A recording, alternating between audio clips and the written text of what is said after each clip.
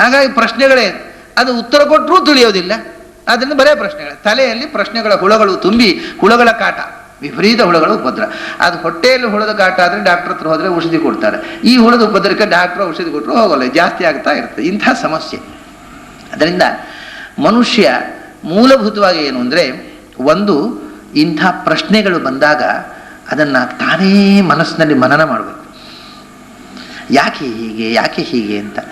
ಆ ಮನಸ್ಸಿನಲ್ಲಿ ಒಳಗಿನಿಂದ ಎಲ್ಲಿ ಪ್ರಶ್ನೆ ಹುಟ್ಟಿತೋ ಅಲ್ಲಿ ಉತ್ತರ ಇದೆ. ನಾವು ಆ ಪ್ರಶ್ನೆಗೆ ಹೊರಗಿನಿಂದ ಉತ್ತರ ಹುಡುಕುವುದು ತಪ್ಪು. ಯಾವಾಗಲೂ ಪ್ರಶ್ನೆ ಹುಟ್ಟಿದ್ದು ಹೊರಗಿಂದ ಅಲ್ಲಲ್ಲ, ಒಳಗಿನಿಂದ. ಅಲ್ಲೇ ಉತ್ತರವನ್ನು ಹುಡುಕಬೇಕು. ಯಾವ ವಿಷಯಕ್ಕೂ ಒಮ್ಮೆಗೆ ದುಡುಕಬಾರದು, ಒಮ್ಮೆಗೆ ಉದ್ವೇಗಗೊಳ್ಳಬಾರದು. ಸಾಮಾನ್ಯವಾಗಿ ಮನುಷ್ಯನಿಗೆ ಏನಂದ್ರೆ, ಯಾವುದೋ ಒಂದು ಇನ್ಸಿಡೆಂಟು ನೋಡಿದ ತಕ್ಷಣ, ಒಂದು ವಿಷಯ ತಿಳಿದ ತಕ್ಷಣ ಸಿಟ್ಟು ಬಂದುಬಿಡೋದು, ತಕ್ಷಣ ಉದ್ವೇಗ, ಹಾರಾಟ, ಆಮೇಲೆ ಅಯ್ಯೋ ಹೀಗೆ ಮಾಡಿಬಿಟ್ಟೆನಲ್ಲ ಅಂತ ಮತ್ತೆ ಪಶ್ಚಾತ್ತಾಪ ಪಡೋದು. ಇದೆಲ್ಲ ಕಾರಣ ಏನು ಅಂದರೆ, ನಮ್ಮ ಇಮೋಷನ್ಗಳನ್ನು, ನಮ್ಮ ಮನಸ್ಸಿನಲ್ಲಿ ಬರತಕ್ಕ ಭಾವನೆಗಳನ್ನು ನಾವು ತಕ್ಷಣ ಅದನ್ನು ಪ್ರತಿಕ್ರಿಯೆಗೆ ಒಳಪಡಿಸ್ತೇವೆ. ಅದನ್ನು ಹಾಗೆ ಒಳಪಡಿಸದೆ ಸ್ವಲ್ಪ ಶಾಂತವಾಗಿ ಇರಬೇಕು. ಹಾಗೆಯೇ ಪ್ರಶ್ನೆಗಳು, ತಕ್ಷಣ ಪ್ರಶ್ನೆಗಳು ಬರ್ತವೆ. ಪ್ರಶ್ನೆಗಳು ಬಂದ ಕೂಡಲೇ ಹಾಕಬಾರದು. ಯಾವುದೋ ಒಂದು ಉದ್ವೇಗ ಆದ ತಕ್ಷಣ ಮನಸ್ಸಿಗೆ ರಿಯಾಕ್ಟ್ ಆಗಬಾರ್ದು. ಹಾಗೆ ಪ್ರಶ್ನೆಗಳು ಬಂದ ತಕ್ಷಣ ಪ್ರಶ್ನೆ ಹಾಕಬಾರ್ದು. ಅದು ಏನು ಅಂದರೆ, ಹಾಕಬಾರದು ಅಂದರೆ ಅದು ಏನಾಗುತ್ತೆ ಅಂದರೆ, ಪ್ರಶ್ನೆ ನಾವು ಯಾರ ಥರ ಹಾಕಿದರೆ ಕೇಳಿದವರಿಗೆ ನಾವು ಎಷ್ಟು ದೊಡ್ಡರು ಅನ್ನೋದು ಗೊತ್ತಾಗ್ಬಿಡುತ್ತೆ. ನಮಗೆ ನಾವು ದೊಡ್ಡ ಪ್ರಶ್ನೆ ಹಾಕಿಬಿಟ್ಟಿವ ಪಂಡಿತರ ಹತ್ರ ಅಂತ, ಆದರೆ ಕೇಳುವವರಿಗೆ ಅವರ ದಡ್ಡತನ ಗೊತ್ತಾಗ್ಬಿಡುತ್ತೆ. ಅಯ್ಯೋ ಇಷ್ಟು ಪೆದ್ದು ಪ್ರಶ್ನೆಗಳನ್ನು ಹಾಕ್ತಾರಲ್ಲ ಅಂತ.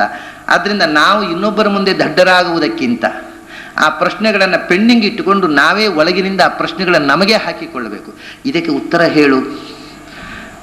ಹೇಳು ಅಂತ ನಮ್ಮ ಮನಸ್ಸಿಗೆ ನಾವು ಅದನ್ನು ಮನನ ಅಂದರೆ ಇದೇ ಸ್ವಪ್ರವಚನ ಅಂತ ನಾನು ಯಾವಾಗಲೂ ಹೇಳ್ತೇನೆ. ಮನನವನ್ನು ನಾವು ಮಾಡುವುದು ಕಮ್ಮಿಯಾಗಿದೆ. ಶ್ರವಣದ ನಂತರ ತಕ್ಷಣ ಪ್ರಶ್ನೆ ಹಾಕುವುದು, ತಕ್ಷಣ ಪ್ರಶ್ನೆ ಹಾಕಬಾರ್ದು. ಶ್ರವಣದ ನಂತರ ಮನನ ನಡೆಯಬೇಕು.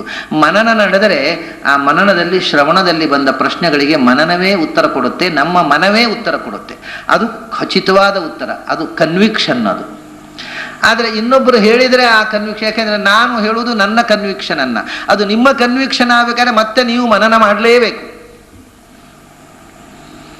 ನಿಮಗೆ ಅದು ಕನ್ವಿಕ್ಷನ್ ಆಗಬೇಕಾಗಿದ್ರೆ ನೀವು ನಾನು ಹೇಳಿದ ಉತ್ತರದ ಮೇಲೆ ಮತ್ತೆ ಪುನಃ ಥಿಂಕ್ ಮಾಡಿ ನಿಮ್ಮ ಮನಸ್ಸಲ್ಲಿ ಅದರ ಸಾಧಕ ಬಾಧಕಗಳನ್ನು ಯೋಚಿಸಬೇಕು. ಬರೇ ನಾನು ಹೇಳಿದ್ದು ಬರೇ ಶಬ್ದ, ಅದು ನನ್ನ ಉತ್ತರ ನಿಮಗೆ ಶಬ್ದ, ಅದು ನನ್ನ ಅನುಭವ ನಿಮಗೆ ಅನುಭವ ಅಲ್ಲ, ನಿಮಗೆ ಶಬ್ದ ಅದು. ಆದ್ದರಿಂದ ನಮ್ಮ ಪ್ರಶ್ನೆಗಳಿಗೆ ನಾವೇ ಉತ್ತರಗಳನ್ನು ಹುಡುಕಿಕೊಳ್ಳಬೇಕು ಅನ್ನುವಂಥದ್ದು ಬಹಳ ಸಹಜವಾದ ಕ್ರಿಯೆ. ಅದನ್ನೇ ಹಿಂದಿನವರು ಮನನ ಮಾಡು ಅಂತ, ಒಳಗಣ್ಣಿನಿಂದ ನೋಡು, ಶ್ರವಣ ಮಾಡಿ ಮನನ ಮಾಡು.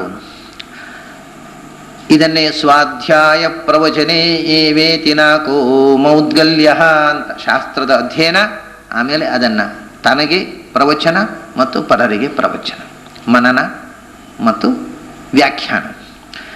ಇದು ಸತ್ಯದ ಇದೇ ದೊಡ್ಡ ತಪಸ್ಸು. ನಮ್ಮ ಜೀವನದ ತಪಸ್ಸಿನಲ್ಲಿ ಮುಖ್ಯವಾದದ್ದು ಅಂದರೆ ಮನನ. ಅದು ಮೈನಸ್ ಆಗ್ತಾ ಇದೆ. ಮನನ ಇಲ್ಲ. ನಮ್ಮ ಎಲ್ಲ ಮಕ್ಕಳಲ್ಲಿ ಶಾಲೆಗೆ ಇಲ್ಲಿ ಹೋಗತಕ್ಕಂಥ, ಶಾಲೆಯಲ್ಲಿ ಶಾಸ್ತ್ರದ ಮನನ ಬಿಟ್ಟರೆ ಶಾಲೆಯಲ್ಲಿ ಕಲಿಯುವ ಮಕ್ಕಳಲ್ಲಿ ಇರತಕ್ಕಂಥ ಡಿಫೆಕ್ಟ್ ಇದು. ಏನು ಅಂದರೆ, ಅವರಿಗೆ ಶಾಲೆಯಲ್ಲಿ ನಲ್ಲಿ ಪಾಠ ಮಾಡ್ತಾರೆ. ಕ್ಲಾಸ್ನಲ್ಲಿ ಪಾಠ ಮಾಡೋದು ಅಂದರೆ ಶ್ರವಣ ಆಯಿತು, ಆಮೇಲೆ ಮನನ ಉಂಟು. ಮನನ ಅಂದರೆ ಏನು ಅಂತಲೇ ಹೇಳಿಕೊಡ್ಲಿಲ್ಲ ಮಕ್ಕಳಿಗೆ ನಾವು. ಆಮೇಲೆ ಮನನ ಅಂದರೆ ಮನೆ ಒಂದು ಊರು ಹೊಡೆಯೋದು, ಅದು ಮನನ ಅಲ್ಲ. ಊರು ಹೊಡೆಯೋದು ಅಂದರೆ ಮತ್ತೊಂದು ಯಾಂತ್ರಿಕ ಕ್ರಿಯೆ. ಅದು ಊರು ಹೊಡೆಯುವುದರಿಂದ ಮನಸ್ಸು ಇನ್ನಷ್ಟು ಜಡ್ಡು ಕಟ್ಟುತ್ತೆ ಹೊರತು ಶಾರ್ಪ್ ಆಗುವುದಿಲ್ಲ. ಆದ್ದರಿಂದ ಮನನ ಅನ್ನುವಂಥ ಒಂದು ಪ್ರೋಸೆಸ್ಸನ್ನೇ ನಾವು ಹೇಳಿಕೊಡ್ಲಿಲ್ಲ. ಅದನ್ನ ಮಕ್ಕಳಿಗೆ ತಾವು ಕಲಿತದ್ದನ್ನು ಮನನ ಮಾಡಿ ಅದಕ್ಕೆ ಕಾಂಕ್ರೀಟ್ ಆದ ಫಾರ್ಮು ಕೊಟ್ಟು ಎಕ್ಸಾಮಿನೇಷನ್ನಲ್ಲಿ ಬರೀಲಿಕ್ಕೆ ಬರುವುದಿಲ್ಲ. ಕಡೆ ಏನು ಮಾಡೋದು, ಎಕ್ಸಾಮಿನೇಷನ್ ಹತ್ರ ಬಂದಾಗ ಬಾಯಿಪಾಠ ಕಲಿಯೋದು, ಅದರಲ್ಲಿ ಇದ್ದ ವಾಕ್ಯವನ್ನೇ ಬರೆದು ಬಿಡೋದು, ರಗಳೆ ಇಲ್ಲ. ನಮಗೆ ಅದನ್ನು ಏನು ಅಂತ ಹೇಳಲಿಕ್ಕೆ ನಮ್ಮ ಸ್ವಂತ ವಾಕ್ಯದಲ್ಲಿ ಹೇಳುವಷ್ಟು ಮನನವೇ ಆಗಿರೋದಿಲ್ಲ. ಕಡೆಗೆ ಯಾರು ಪುಸ್ತಕದ ಟೆಕ್ಸ್ಟ್ ಬುಕ್ಕನ್ನು ಪೂರ್ತಿ ಬಾಯಿಪಾಠ ಕಲಿತನೋ ಅವನು ಗೋಲ್ಡ್ ಮೆಡಲ್ ಸಹಿತವಾದ ಫಸ್ಟ್ ರ್ಯಾಂಕ್ನಲ್ಲಿ ಪಾಸ್ ಆಗಿಬಿಡ್ತಾನೆ. ಅಂದರೆ ಅತ್ಯಂತ ದಡ್ಡ ಗೋಲ್ಡ್ ಮೆಡಲಿಸ್ಟ್ ಆಗಿ ಪಾಸ್ ಆಗಿ, ಯಾಕಂದ್ರೆ ನಾವು ಬಾಯಿಪಾಠ ಕಲಿತಿದ್ದಾನೆ, ಒಳಗೆ ಏನೂ ಇಲ್ಲ. ಆದರೆ ಪುಸ್ತಕದಲ್ಲಿದ್ದದನ್ನು ಪೂರ್ತಿ ಬರೆಯವಲ್ಲ ಅವನು ಅತ್ಯಂತ ದಡ್ಡ. ಫಸ್ಟ್ ರ್ಯಾಂಕ್ನಲ್ಲಿ, ಈ ದೇಶದಲ್ಲಿ ಫಸ್ಟ್ ರ್ಯಾಂಕ್ ಪಾಸ್ ಆಗ್ತಾನೆ. ಆದರೆ ಮನನ ಮಾಡಿದವನು ಫೇಲ್ ಆಗಬಹುದು. ಇದು ಮೂಲಭೂತವಾದ ನಮ್ಮ ಶಿಕ್ಷಣದ ಸಮಸ್ಯೆ. ನಾವು ಶಿಕ್ಷಣದಲ್ಲಿ ಮಕ್ಕಳಿಗೆ ಮನನ ಅನ್ನುವಂಥ ಒಂದು ಆಸ್ಪೆಕ್ಟನ್ನೇ ಹೇಳಿಕೊಡ್ತಾ ಇಲ್ಲ. ಅದನ್ನು ಅರ್ಜುನ ನಮಗೆ ಪ್ರತಿನಿಧಿ ಆಗಬೇಕು. ಅರ್ಜುನ ಅನ್ನೋದು ಆಚಾರ್ಯ ಹೇಳ್ತಾರೆ, ಧರ್ಮ ಭಕ್ತ್ಯಾದಿ ದಶಕ ಶ್ರುತಾದಿ ಶೀಲ ವೈನಯಂ ಅಂತ. ಅರ್ಜುನ ಯಾವುದನ್ನು ರೆಪ್ರೆಸೆಂಟ್ ಮಾಡ್ತಾನೆ? ಶ್ರವಣ ಮನನ ನಿಧಿಧ್ಯಾಸನ. ಇದು ಮೂರನ್ನು ಅರ್ಜುನ, ಅವನು ನರ, ಗೀತೆಯ ಶ್ರವಣ, ಅದರ ನಂತರ ಅನುಗೀತೆಯ ಮೂಲಕ ಮನನ, ಶ್ರವಣ ಮನನ ನಿಧಿಧ್ಯಾಸನಗಳನ್ನು ಪುನಃ ಪುನಃ ಶ್ರವಣದಿಂದ ಮನನ ಮಾಡಬೇಕು ಅನ್ನುವುದನ್ನು ನಮಗೆ ಆದರ್ಶವಾಗಿ ತೋರಿಸಿದವ ಅರ್ಜುನ ನರ, ನಮ್ಮ ಎಲ್ಲ ನರರಿಗೆ ಆ ನರ ಆದರ್ಶವಾಗಬೇಕು. ಆದರೆ ಇವತ್ತು ಅರ್ಜುನನ ಆದರ್ಶವನ್ನು ನಾವು ಮಕ್ಕಳಿಗೆ ಹೇಳಿಕೊಡ್ತಾ ಇಲ್ಲ. ಆದ್ದರಿಂದ ಶ್ರವಣ ಮನನ ನಿಧಿಧ್ಯಾಸನಗಳು ತಪ್ಪಿ ಹೋಗಿವೆ. ತಪ್ಪಿ ಹೋದದ್ರಿಂದ ಶ್ರವಣ ವ್ಯರ್ಥವಾಗ್ತಾ ಇದೆ, ಅದು ಉಳಿಯುವುದಿಲ್ಲ, ಒಳಗೆ ರೆಕಾರ್ಡ್ ಆಗುವುದಿಲ್ಲ. ಅಬುಜಜಾಂಡೋದರನು ವಿಪಿನದಿ ಶಬರಿಯಂಜಲನುಂಡು. ಭಗವಂತ ಯಾಕೆ ಹೀಗೆ ಉಣ್ಣುತ್ತಾನೆ ಅನ್ನುವ ಪ್ರಶ್ನೆ, ಈ ಪ್ರಶ್ನೆಗೆ ಉತ್ತರ ಅಂತ ಹೇಳಿದ ಪ್ರಶ್ನೋತ್ತರಗಳ ಬಗ್ಗೆ ಮಾತಾಡ್ತಾ ನಾನು ಇಷ್ಟು ಸುಮ್ಮನೆ ಅದಕ್ಕೆ ಅವತರಣಿಕೆ ಕೊಟ್ಟೆ. ವಾಸ್ತವಿಕವಾಗಿ ಈ ಪ್ರಶ್ನೆಗೆ ಉತ್ತರ ನಾವೇ ಕಂಡುಕೊಳ್ಳಬೇಕು. ಕಂಡುಕೊಳ್ಳುವುದಕ್ಕೆ ಈಗ ಉದಾಹರಣೆಗೆ ಒಂದು ಊರಿಗೆ ಹೋಗಬೇಕಂದ್ರೆ ನಾವೇ ಹೋಗಬೇಕು.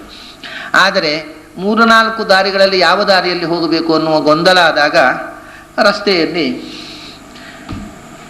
ಅಲ್ಲಿ ಕಲ್ಲಿನಲ್ಲೋ ಮೇಲಿನಿಂದ ಬೋರ್ನಲ್ಲೋ ಬರೆದಿರ್ತಾರೆ ಇಂಥ ಊರಿಗೆ ಅಂತ. ಅದನ್ನು ನೋಡಿಕೊಂಡು ಅದರ ಹೆಲ್ಪಿನಿಂದ ನಾವು ಹೋಗ್ತೇವೆ. ಹಾಗೆಯೇ ದಾಸರು ಏನು ಮಾಡ್ತಾರೆ ಅಂತಂದರೆ, ಇದಕ್ಕೆ ಉತ್ತರವನ್ನು ಕಂಡುಕೊಳ್ಳಲಿಕ್ಕೆ ಬೇಕಾಗಿರತಕ್ಕಂಥ ವ್ಯವಸ್ಥೆ, ಮನಸ್ಸು ಚಿಂತನೆ ಮಾಡಲಿಕ್ಕೆ ಒಂದು ಚಾನೆಲ್ಲು, ಹೇಗೆ ಯೋಚನೆ ಮಾಡಬೇಕು ಅನ್ನುವಂಥ ದಾರಿ ತೋರಿಸಿಕೊಡುವಂಥ ಕೆಲಸ ದಾಸರು ಮಾಡ್ತಾರೆ. ಭಗವಂತ ಉಣ್ಣುತ್ತಾನೆ ಯಾಕೆ ಅಂದರೆ ನೋಡ್ರಿ ಅವನ ಸ್ವಭಾವವೇ ಹಾಗೆ ಅಂತ ಕೆಲವು ಕಥೆಗಳನ್ನು ಹೇಳ್ತಾರೆ. ಅಬುಜಜಾಂಡೋದರನು, ಅವನು ಏನು ತಿನ್ನಬೇಕು, ಅವನ ಹೊಟ್ಟೆ ಒಳಗೆ ಇಲ್ಲದ್ದಿಲ್ಲ, ಎಲ್ಲ ಅವನ ಹೊಟ್ಟೆ ಒಳಗೆ ಇರೋದು, ಅವನು ಏನು ತಿನ್ನೋದು ಹೊರಗೆ ಇದ್ದದ್ದನ್ನು ಅಂತಾರೆ. ಮೊದಲು ಅಬುಜ ಅಂದರೆ ಅಬ್ಜ ಅನ್ನುವುದರ ಕನ್ನಡದಲ್ಲಿ ಹಾಗೆ ವರ್ಣ ಅನ್ನೋದನ್ನು ವರ್ಣ ಅಂತ ಬರೀತಾರೆ ಅವರು. ಹಾಗೆ ಅಬ್ಜ ಅನ್ನುವುದು, ಅಬ್ಜ ಅಂದರೆ ನೀರಿನಲ್ಲಿ ಹುಟ್ಟಿದ್ದು ಕಮಲ, ಅಪ್ಪು ಅಂದರೆ ನೀರು, ಗೊತ್ತಿದೆ ನಿಮಗೆ. ಅಬ್ಜ ಅಂದರೆ ನೀರಿನಲ್ಲಿ ಹುಟ್ಟಿದ ಕಮಲ. ಅಬ್ಜವನ್ನು ಬಿಡಿಸಿ ಹೇಳುವಾಗ ಅಬುಜ ಅಂದರು. ಆ ಅಬುಜ ಅಂತ ಬಿಡಿಸಿ ಹೇಳಿದ್ರಿಂದ ಕೆಲವರಿಗೆ ಅಂಬು ಅಂದರೆ ನೀರು, ಅಂಬುಜ ಇರಬಹುದು ಅಂತ ಭ್ರಮೆ ಬಂದದ್ದು ಕಾರಣ.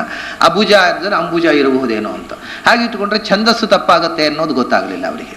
ಅಬುಜ ಅಂದರೆ ನೀರಿನಲ್ಲಿ ಹುಟ್ಟಿದ್ದು. ನೀರಿನಲ್ಲಿ ಏನು ಹುಟ್ಟಿತು? ಅಪ ಏವ ಸಸರ್ಜ. ಈ ಕಮಲ ನೀರಿನಲ್ಲಿ ಹುಟ್ಟೋದು. ನಾವು ಲೋಕದಲ್ಲಿ ನೋಡ್ತಕ್ಕಂಥ ತಾವರೆ ಹುಟ್ಟುವುದು ನೀರಿನಲ್ಲಿ. ಆದರೆ ಈ ಅಬ್ಜ ಉಂಟಲ್ಲ, ಈ ಅಬ್ಜ ಅಂತಂದರೆ ವಾಸ್ತವಿಕವಾಗಿ ಲೋಕವೇ, ಯೂನಿವರ್ಸನ್ನೇ ಕಮಲ ಅಂತ ಹೇಳಿದವರು. ತಸ್ಮೈ ನಮೋ ವ್ಯಸ್ತ ಸಮಸ್ತ ವಿಶ್ವ ವಿಭೂತೆಯೇ ವಿಷ್ಣವೇ ಲೋಕಕರ್ತ್ರೇ ಅಂತ, ಲೋಕಾತ್ಮಕ ಕಮಲ ಅಂತ ಹೇಳ್ತಾರೆ ಅದನ್ನು. ಲೋಕಗಳನ್ನು ಬ್ರಹ್ಮಾಂಡ ಅನ್ನುವಂಥದ್ದು ಬ್ರಹ್ಮಾಂಡವೇ ಕಮಲ. ಅದರಿಂದ ಅಬ್ಜ ಅನ್ನುವುದು ಬ್ರಹ್ಮಾಂಡವೇ, ಯೂನಿವರ್ಸ್, ವಿಶ್ವದ ಸೂಕ್ಷ್ಮ ಸೃಷ್ಟಿಗೆ ಕಮಲ ಅಂತ ಹೇಳಿ. ಅದು ಸ್ಥೂಲವಾಗುವುದು ಅನಂತರ ಆ ಕಮಲ ಸೃಷ್ಟಿಯಾದ ಮೇಲೆ ಅಂದರೆ ಸೂಕ್ಷ್ಮ ರೂಪದಿಂದ ಯೂನಿವರ್ಸು, ಇನ್ನೂ ಅತ್ಯಂತ ಸೂಕ್ಷ್ಮ ಸಟ್ಲೆಸ್ಟ್ ಆಸ್ಪೆಕ್ಟ್ ಆಫ್ ಯೂನಿವರ್ಸ್ ಸೃಷ್ಟಿಯಾದ ಮೇಲೆ ಅಂದರೆ ಮಹತ್ತತ್ವದ ಬ್ರಹ್ಮಾಂಡ, ಅದರಲ್ಲಿ ತದಭಿಮಾನಿಯಾಗಿರ್ತಕ್ಕಂಥ ಬ್ರಹ್ಮದೇವರ ಸೃಷ್ಟಿಯಾಯಿತು. ಅದರ ನಂತರ ಅಹಂಕಾರ ತತ್ವದ ಸೃಷ್ಟಿಯಾಯಿತು, ಅದರ ಅಭಿಮಾನಿಯಾಗಿರತಕ್ಕಂಥ ರುದ್ರದೇವರ ಸೃಷ್ಟಿಯಾಯಿತು. ಅದರ ನಂತರ ಪಂಚಭೂತಗಳ ಸೃಷ್ಟಿಯಾಯಿತು. ಆ ಪಂಚಭೂತಗಳಿಂದ ಪಂಚಭೂತಾತ್ಮಕವಾದ ಸ್ಥೂಲ ಬ್ರಹ್ಮಾಂಡ ರಚನೆಯಾದದ್ದು. ಅದರಿಂದ ಇದು ಬ್ರಹ್ಮಾಂಡದ ಅತ್ಯಂತ ಸೂಕ್ಷ್ಮವಾದ ನಾನ್ ಮಟೀರಿಯಲ್ ಸ್ಟೇಟಸ್ ಆಫ್ ಯೂನಿವರ್ಸ್. ಆ ಅಬುಜ ಅಂತಂದ್ರೆ ಅದು ಹುಟ್ಟಿದ್ದು ಹಾಗೆ. ಅಪ ಏವ ಸಸರ್ಜಾದೌ ತಾಸು ವೀರ್ಯಮವ ಅಸೃಜತ್ ತದಂಡಮಭವದ್ಧೈಮಂ ಸಹಸ್ರಾಂಶು ಸಮಪ್ರಭಂ ತಂದ್ರು. ಮೊದಲು ಭಗವಂತ ನೀರನ್ನು ಸೃಷ್ಟಿ ಮಾಡಿದ, ನೀರಿನಲ್ಲಿ ಬ್ರಹ್ಮಾಂಡವನ್ನು ಸೃಷ್ಟಿ ಮಾಡಿದ ಅಂತ. ನೀರನ್ನು ಅಂತಂದ್ರು, ನೀರು ಅಂದ್ರೆ ಈ ನೀರಲ್ಲ, ಯಾಕೆಂದ್ರೆ ಇನ್ನು ಮಣ್ಣು ನೀರು ಬೆಂಕಿ ಆಕಾಶ ಯಾವುದು ಸೃಷ್ಟಿಯೇ ಆಗಲಿಲ್ಲ, ಅದು ನೀರಿನ ಸೂಕ್ಷ್ಮಾವಸ್ಥೆ.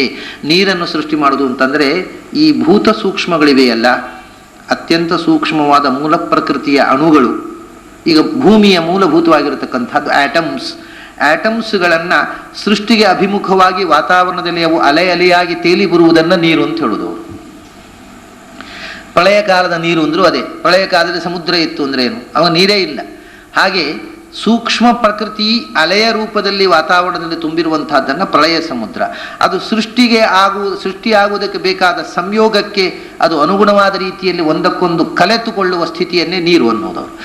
ಆ ಪ್ರಾರಂಭದಲ್ಲಿ ನೀರು ಸೃಷ್ಟಿ ಮಾಡಿದ, ನೀರಿನಿಂದ ಕಮಲ ಸೃಷ್ಟಿಯಾಯಿತು, ಬ್ರಹ್ಮಾಂಡ ಸೃಷ್ಟಿಯಾಯಿತು. ಆದ್ದರಿಂದ ಅದು ಅಬ್ಜವೇ, ನೀರಿನಿಂದ ಬ್ರಹ್ಮಾಂಡ. ಅಬುಜಜಾಂಡ ಅಬುಜ ಅಂದರೆ ಆ ಕಮಲ ಅಂದರೆ ಬ್ರಹ್ಮಾಂಡ, ಲೋಕ, ಯೂನಿವರ್ಸ್. ಅದರಲ್ಲಿ ಹುಟ್ಟಿದವ ಅಂತಂದ್ರೆ ಅಬುಜಜ್ಜ ಬ್ರಹ್ಮ, ಚತುರ್ಮುಖ ಬ್ರಹ್ಮ. ಅವನ ಅಂಡ, ಅವನು ಹುಟ್ಟುವುದಕ್ಕೆ ಅವನು ಹುಟ್ಟಿದ್ದು ಮೊಟ್ಟೆಯ ಒಳಗೆ. ಮೊಟ್ಟೆ ಒಡೆದು ಮರಿ ಹೊರಗೆ ಬಂದ ಮರಿ ಅವನು. ಆ ಮೊಟ್ಟೆ ಯಾವುದು ಅಂದರೆ ಅದೇ ಮತ್ತೆ ಯೂನಿವರ್ಸ್, ಬ್ರಹ್ಮಾಂಡ. ಬ್ರಹ್ಮನು ಯಾವುದರ ಒಳಗೆ ಇದ್ದಾನೋ ಅವನ ಹೊರಗೆ ಇರತಕ್ಕಂಥ ಸೂಕ್ಷ್ಮ ಯೂನಿವರ್ಸ್, ಸೂಕ್ಷ್ಮ ರೂಪವಾಗಿರತಕ್ಕಂಥ ಆವರಣವನ್ನೇ ಮೊಟ್ಟೆ ಅಂತಂದರು. ಹಾಗಾಗಿ ಬ್ರಹ್ಮಾಂಡ, ಇಡೀ ಬ್ರಹ್ಮಾಂಡ, ಅಬುಜಜಾಂಡ ಉದರನು. ಇಡೀ ಬ್ರಹ್ಮಾಂಡವೇ ಅವನ ಹೊಟ್ಟೆಯೊಳಗಿದೆ. ಮತ್ತೆ ನಾವು ಕೊಡುವಂತಹದ್ದು ಅದು ಎಲ್ಲಿದು, ಹೊರಗೆ ಎಲ್ಲಿಂದ ಬರಬೇಕಪ್ಪ? ನಾವು ಕೊಡುವಂತಹದ್ದು ಬ್ರಹ್ಮಾಂಡದ ಒಳಗಿನ ಯಾವುದೋ ಒಂದು ಭಾಗದ ಯಾವುದೋ ಒಂದು ಅಣುಕಣ. ಅದನ್ನು ನಾವು ಮಾಡಿದಂತಹ ಏನೋ ತಿನಿಸು. ಇಡೀ ಬ್ರಹ್ಮಾಂಡವೇ ಯಾರ ಹೊಟ್ಟೆಯಲ್ಲಿದೆಯೋ ಅವನಿಗೆ ನಾವು ಕೊಟ್ಟ ಆಹಾರ, ನೀವು ಕೊಟ್ಟ ಆಹಾರ, ಅನ್ನ, ಇನ್ನೊಂದು ಮತ್ತೊಂದು ಯಾಕೆ ಬೇಕು? ಎಲ್ಲವೂ ಅವನ ಹೊಟ್ಟೆಯೊಳಗೆ ಇದ್ದದ್ದನ್ನೇ, ಹೊಟ್ಟೆಯೊಳಗೆ ಇದ್ದದ್ದೇ ನಾವು ಕೊಡುವುದು. ಅದನ್ನೇ ಕೆರೆಯ ನೀರನ್ನು ಕೆರೆಗೆ ಚೆಲ್ಲಿದ್ದು. ನಾವು ಹೊರಗಿನಿಂದ ಇದ್ದದ್ದು ಅವನ ಭಗವಂತನ ಹೊಟ್ಟೆಯಲ್ಲಿ ಇಲ್ಲದೇ ಇದ್ದ ಹೊಸ ಸಂಗತಿಯನ್ನು ಅವನ ಹೊಟ್ಟೆಗೆ ಹಾಕೋದು ಸಾಧ್ಯವೇ ಇಲ್ಲ. ಯಾಕೆಂದ್ರೆ ಅಬುಜಜಾಂಡೋದರನು ಅವನ. ಅದಕ್ಕೋಸ್ಕರ ತಸ್ಯೋದರಸ್ಥ ಜಗತಃ, ತಾತ್ಪರ್ಯ ನಿರ್ಣಯದಲ್ಲಿ ಆಚಾರ್ಯ ಹೇಳ್ತಾರೆ, ತಸ್ಯ ಉದರಸ್ಥ ಜಗತಃ, ಇಡೀ ವಿಶ್ವ ಅವನ ಹೊಟ್ಟೆಯ ಒಳಗಿದೆ. ಅವನ ಹೊಟ್ಟೆಗೆ ನಾವೇನು ಕೊಡುವುದು? ನಾವೇ ಅವನ ಹೊಟ್ಟೆಯ ಒಳಗಿರುವವರು. ತಸ್ಯೋದರಸ್ಥ ಜಗತಃ ಅಬುಜಜಾಂಡೋದರನು. ಆದರೆ ಅಂಥ ಇಡೀ ಬ್ರಹ್ಮಾಂಡವನ್ನು ಹೊಟ್ಟೆಯಲ್ಲಿ ಹೊತ್ತಿರತಕ್ಕಂಥ ಭಗವಂತ ಬ್ರಹ್ಮಾಂಡದಲ್ಲಿ ಪುಟ್ಟ ರೂಪದಿಂದ ಬರ್ತಾನೆ, ನಮಗೆ ಕಾಣಿಸಿಕೊಳ್ತಾನೆ. ಕಾಣಿಸಿಕೊಂಡು ರಾಮಾವತಾರ ಮತ್ತು ಕೃಷ್ಣಾವತಾರದ ಕಥೆಗಳನ್ನು ಹೇಳ್ತಾರೆ. ವಿಶೇಷವಾದಂಥ ಲೀಲೆಯನ್ನು ತೋರಿದ ಅವತಾರಗಳವು. ಮತ್ತು ಇನ್ನೊಂದೇನೆಂದರೆ ಮತ್ಸ್ಯ, ಕೂರ್ಮ, ವರಾಹ, ನರಸಿಂಹ, ವಾಮನ ಇವು ಭೌಮವಾಗಿ ಭೂಮಿಯಲ್ಲಿ ಕಾಣಿಸಿಕೊಂಡ ಅವತಾರಗಳಲ್ಲ, ಅದು ದಿವ್ಯ ಅವತಾರಗಳು.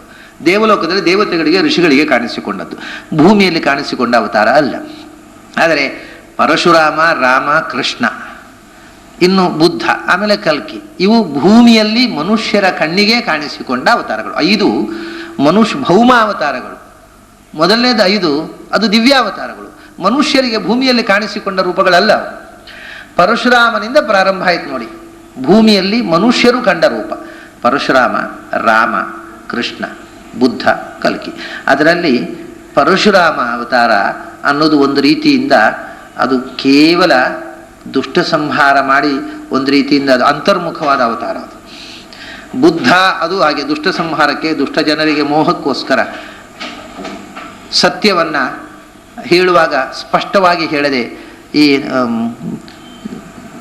ಸರ್ವಂ ಕ್ಷಣಿಕಂ ಸರ್ವಂ ಶೂನ್ಯಂ ಅಂತ ಹೇಳಿಬಿಟ್ಟ ಬುದ್ಧ. ಅದು ಏನು ಹೇಳಿದ ಅಂತ ಗೊತ್ತಾಗಲಿಲ್ಲ ಇವರಿಗೆ.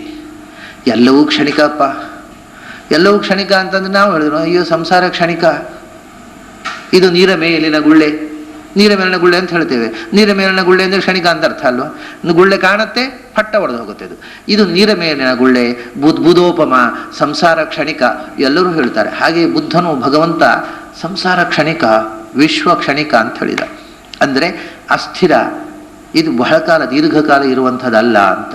ಅದನ್ನು ಅವನು ಶಿಷ್ಯರು ಕೇಳಿಸಿಕೊಂಡ್ರು. ಶಿಷ್ಯರು ಕ್ಷಣಿಕ ಅಂತ ನಮ್ಮ ಗುರುಗಳು ಯಾವ ಅರ್ಥದಲ್ಲಿ ಹೇಳಿರಬಹುದು ಅಂತ ಚರ್ಚೆ ಆಯ್ತು ಅವರಲ್ಲಿ. ಚರ್ಚೆಯಾಗಿ ಕ್ಷಣ ಅಂದರೆ ಏನು? ಕ್ಷಣ ಅಂತಂದರೆ ಓಹೋ ಪರಮಾಣು ಅಂತ ಅರ್ಥ, ಕಾಲದ ಪರಮಾಣು ಅಂತ. ಕ್ಷಣ ಅಂದರೆ ಕಾಲದ ಪರಮಾಣು. ಪರಮಾಣು ಅಂದರೆ ಏನು?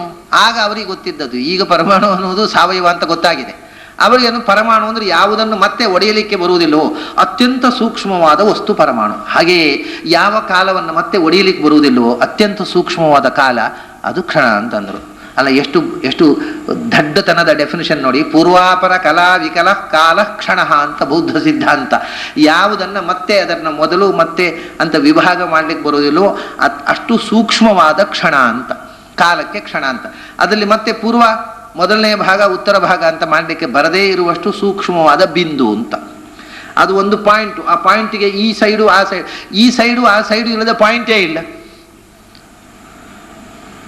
ಹೇಗೆ ಅತ್ಯಂತ ಸೂಕ್ಷ್ಮವಾದ ಕಣಕ್ಕೂ ಪೂರ್ವ ಭಾಗ, ಉತ್ತರ ಭಾಗ, ದಕ್ಷಿಣ ಭಾಗ ಅಂತಿದೆಯೋ ಹಾಗೆ ಅತ್ಯಂತ ಸೂಕ್ಷ್ಮವಾದ ಎಷ್ಟು ಸಣ್ಣ ಫ್ರಾಕ್ಷನ್ ಆಫ್ ಟೈಮ್ ಅನ್ನು ನೀವು ಕಂಪ್ಯೂಟರ್ಗೆ ಫೀಡ್ ಮಾಡಿ ಅದರ 10th ಅನ್ನು ಕೊಡ್ತದೆ. ಅದು ಅದರ 1/10 ಕೊಡ್ತದೆ. ಹಾಗಾದರೆ ವಿಭಾಗ ಮಾಡಲಿಕ್ಕೆ ಬರುವುದಿಲ್ಲ ಅಂತ ಅನ್ನೋದು ಈ ಗಣಿತದ ಪ್ರಕಾರ. ಅದನ್ನು ಫ್ರಾಕ್ಷನ್ ಯಾವುದಕ್ಕೂ ಫ್ರಾಕ್ಷನ್ ಇದೆ. ಅದನ್ನು ಮತ್ತೆ ದಶಮಾಂಶ ಇಲ್ಲಿ ಅದು 0.1, 0.01, 0.001, 0.0001 ಎಷ್ಟು ಫ್ರಾಕ್ಷನ್ ಮಾಡ್ಬೋದು. ಫ್ರಾಕ್ಷನ್ ಅನ್ನೋದು ಅನಂತ. ಕಾಲದ ಫ್ರಾಕ್ಷನ್ನು ಅನಂತ, ದೇಶದ ಫ್ರಾಕ್ಷನ್ನು ಅನಂತ. ಅದರಿಂದ ಅವರ ಡೆಫಿನಿಷನ್ ಏನು? ವಸ್ತುವನ್ನು ಇನ್ನು ತುಂಡು ಮಾಡಲಿಕ್ಕೆ ಬಾರದಿರುವ ಅತ್ಯಂತ ಚಿಕ್ಕ ವಸ್ತು ಪರಮಾಣು, ಕಾಲದಲ್ಲಿ ಇನ್ನು ತುಂಡು ಮಾಡಲಿಕ್ಕೆ ಬಾರದ ಅತ್ಯಂತ ಚಿಕ್ಕ ಕಾಲ ಕ್ಷಣ ಅಂತ. ಅಂಥ ಕ್ಷಣದಲ್ಲಿ ಮಾತ್ರ ಇರುವಂಥದ್ದು. ಅಂದರೆ ಅದು ಪ್ರತಿ ಕ್ಷಣವೂ ನಾಶವಾಗ್ತದೆ, ಹುಟ್ಟುವುದು, ನಾಶವಾಗೋದು, ಹುಟ್ಟುವುದು ಅಂತ ಅರ್ಥ ಮಾಡಿದರು. ಅವನು ಬುದ್ಧ ಹಾಗೆ ಹೇಳಿಲ್ಲ, ಕ್ಷಣಿಕ ಅಂತ ಹೇಳಿದ. ಇದನ್ನು ಶಿಷ್ಯರು ಬುದ್ಧಿವಂತಿಕೆಯಿಂದ ಹೀಗೆ ಅರ್ಥ ಮಾಡಿದರು. ಸರ್ವಂ ಶೂನ್ಯಂ, ಸರ್ವಂ ಶೂನ್ಯಂ ಅಂತ ಮತ್ತೊಂದು ಶಬ್ದ ಹೇಳಿದ ಅವನು, ಸರ್ವಂ ಶೂನ್ಯಂ ಅಂತ. ಹೌದು, ಶೂನ್ಯಂ ಶೂನ್ಯಂ ಸರ್ವಂ ಅಂದರೆ ಅದು ಶೂನ್ಯ ಅಂತ ಭಗವಂತನನ್ನು ಹೇಳಿದ್ದವನು. ಇದೆಲ್ಲವೂ ಕ್ಷಣಿಕ, ಇದನ್ನು ನಿಯಮನ ಮಾಡತಕ್ಕಂಥದ್ದು. ಕೊನೆಗೆ ಶೂನ್ಯ ಒಂದೇ, ಶೂನ್ಯವೇ ಉಳಿಯೋದು, ಕೊನೆಗೆ ಇನ್ನೇನಿಲ್ಲ, ಶೂನ್ಯ ಒಂದು. ತುಚ್ಛೇನಾಭ್ವಪಹಿತಂ ಯದಾಸೀತ್, ವೇದದಲ್ಲಿ ಹೇಳ್ತಾರೆ ಇದನ್ನು. ಶೂನ್ಯ ಅಂದರೆ ಏನು ಗೊತ್ತುಂಟು? ಎಲ್ಲವೂ ಕೊನೆಯಲ್ಲಿ ಶೂನ್ಯ ಒಂದೇ, ಮತ್ತೆ ಎಲ್ಲವೂ ಹೋಗಿ ಶೂನ್ಯ ಒಂದೇ ಉಳಿಯುತ್ತೆ, ಶೂನ್ಯ ಒಂದೇ ಉಳಿಯುತ್ತೆ. ಶೂನ್ಯ ಭಾವವೇ ಮೋಕ್ಷ ಅಂದರು. ಯೋಚನೆ ಮಾಡಿದ್ರೆ ಹಾಗಾದ್ರೆ ಏನಾಗ್ತೇವೆ ನಾವೆಲ್ಲ? ಸೊನ್ನೆಯಾಗಿ ಬಿಡುವುದೇ ಮೋಕ್ಷ ಅಂತ. ಕೊನೆಗೆ ಸೊನ್ನೆಯಾಗುವುದು ಅಲ್ಲ, ಮೊದಲೇ ಸೊನ್ನೆ ಆಗಿಬಿಟ್ಟಿದ್ರೆ ಇಷ್ಟೆಲ್ಲ ಅಧ್ವಾನ ಆಗೋದು ಉಳಿತಿತ್ತಲ್ಲ. ಕೊನೆಗೆ ಸೊನ್ನೆ ಆಗುವ ಮೊದಲು ಈ ಶಿಷ್ಯರೆಲ್ಲ ಮೊದಲೇ ಸೊನ್ನೆ ಆಗಿಬಿಟ್ರೆ ಒಂದು ಕೆಟ್ಟ ಒಂದು ಮತ ಬೆಳೆಯುವುದಾದರೂ ಉಳಿದು ಹೋಗ್ತಿತ್ತು. ಶೂನ್ಯ ಅಂತಂದರೆ ಶೂನ್ಯವಾಗುವುದು ಅಂದರೆ ಸೊನ್ನೆ ಆಗುವುದು ಅಲ್ಲ. ನೋಡಿ, ಸೊನ್ನೆ ಮತ್ತು ಪೂರ್ಣ ಇದಕ್ಕೆ ಹೆಚ್ಚು ವ್ಯತ್ಯಾಸ ಇಲ್ಲ. ಪೂರ್ಣ ಅಲ್ಲಿ ಏನು, ಸೊನ್ನೆ ಕೂಡಿಸುವ ಸೊನ್ನೆ ಸೊನ್ನೆ, ಹಾಗೆ ಅನಂತ ಕೂಡಿಸುವ ಅನಂತ ಅನಂತವೇ. ಅನಂತ ಕಳಿ ಅನಂತ ಎಷ್ಟು ಅಂತ ಗಣಿತದವರು ಖಚಿತವಾಗಿ ಇಂಡೆಫಿನಿಟ್ ಅಂತ ಹೇಳ್ತಾರೆ. ಆದರೆ ಅನಂತ ಕಳಿ ಅನಂತ ಅನಂತವೇ. ಅನಂತ ಕೂಡಿಸು ಅನಂತ ಅನಂತ, ಅನಂತ ಕಳಿ ಅನಂತ ಅನಂತ. ಹಾಗೆ ಸೊನ್ನೆ ಕೂಡಿಸು ಸೊನ್ನೆ ಅಂದರೆ ಸೊನ್ನೆ, ಸೊನ್ನೆ ಕಳಿ ಸೊನ್ನೆ ಅಂದರೂ ಸೊನ್ನೆ. ಅನಂತ ಗುಣಿಸು ಅನಂತ ಅಂದರೂ ಅನಂತವೇ, ಅನಂತ ಭಾಗಿಸು ಅನಂತ ಅಂದರೂ ಅನಂತವೇ. ಅದರಿಂದ ಸೊನ್ನೆ ಎನ್ನುವುದು ಪೂರ್ಣವೂ ಆಗಬಹುದು, ಶೂನ್ಯವೂ ಆಗಬಹುದು. ಅವನು ಶೂನ್ಯ ಅಂತ ಅನ್ನೋದನ್ನು ಯಾವ ಅರ್ಥ ಹೇಳಿದ್ರೆ, ಶೂನ ಅಂದರೆ ನಾವೆಲ್ಲ ಶೂನರು. ಶೂನ ಅಂದರೆ ಶ ಅಂದರೆ ಗೊತ್ತಿದೆ ನಮಗೆ, ಶನ್ನೋ ಮಿತ್ರ ಶಂ ವರುಣಃ. ಶ ಅಂದರೆ ಆನಂದ, ಅದರಿಂದ ಊನರಾದವರು ಶೂನರು ಅಂದರೆ ಅಲ್ಪಾನಂದರು. ನಾವೆಲ್ಲ ಶೂನರು. ಶೂನರನ್ನು ಯಾ ಅಂದರೆ ನಿಯಮಿಸುವವನು ಶೂನ್ಯ.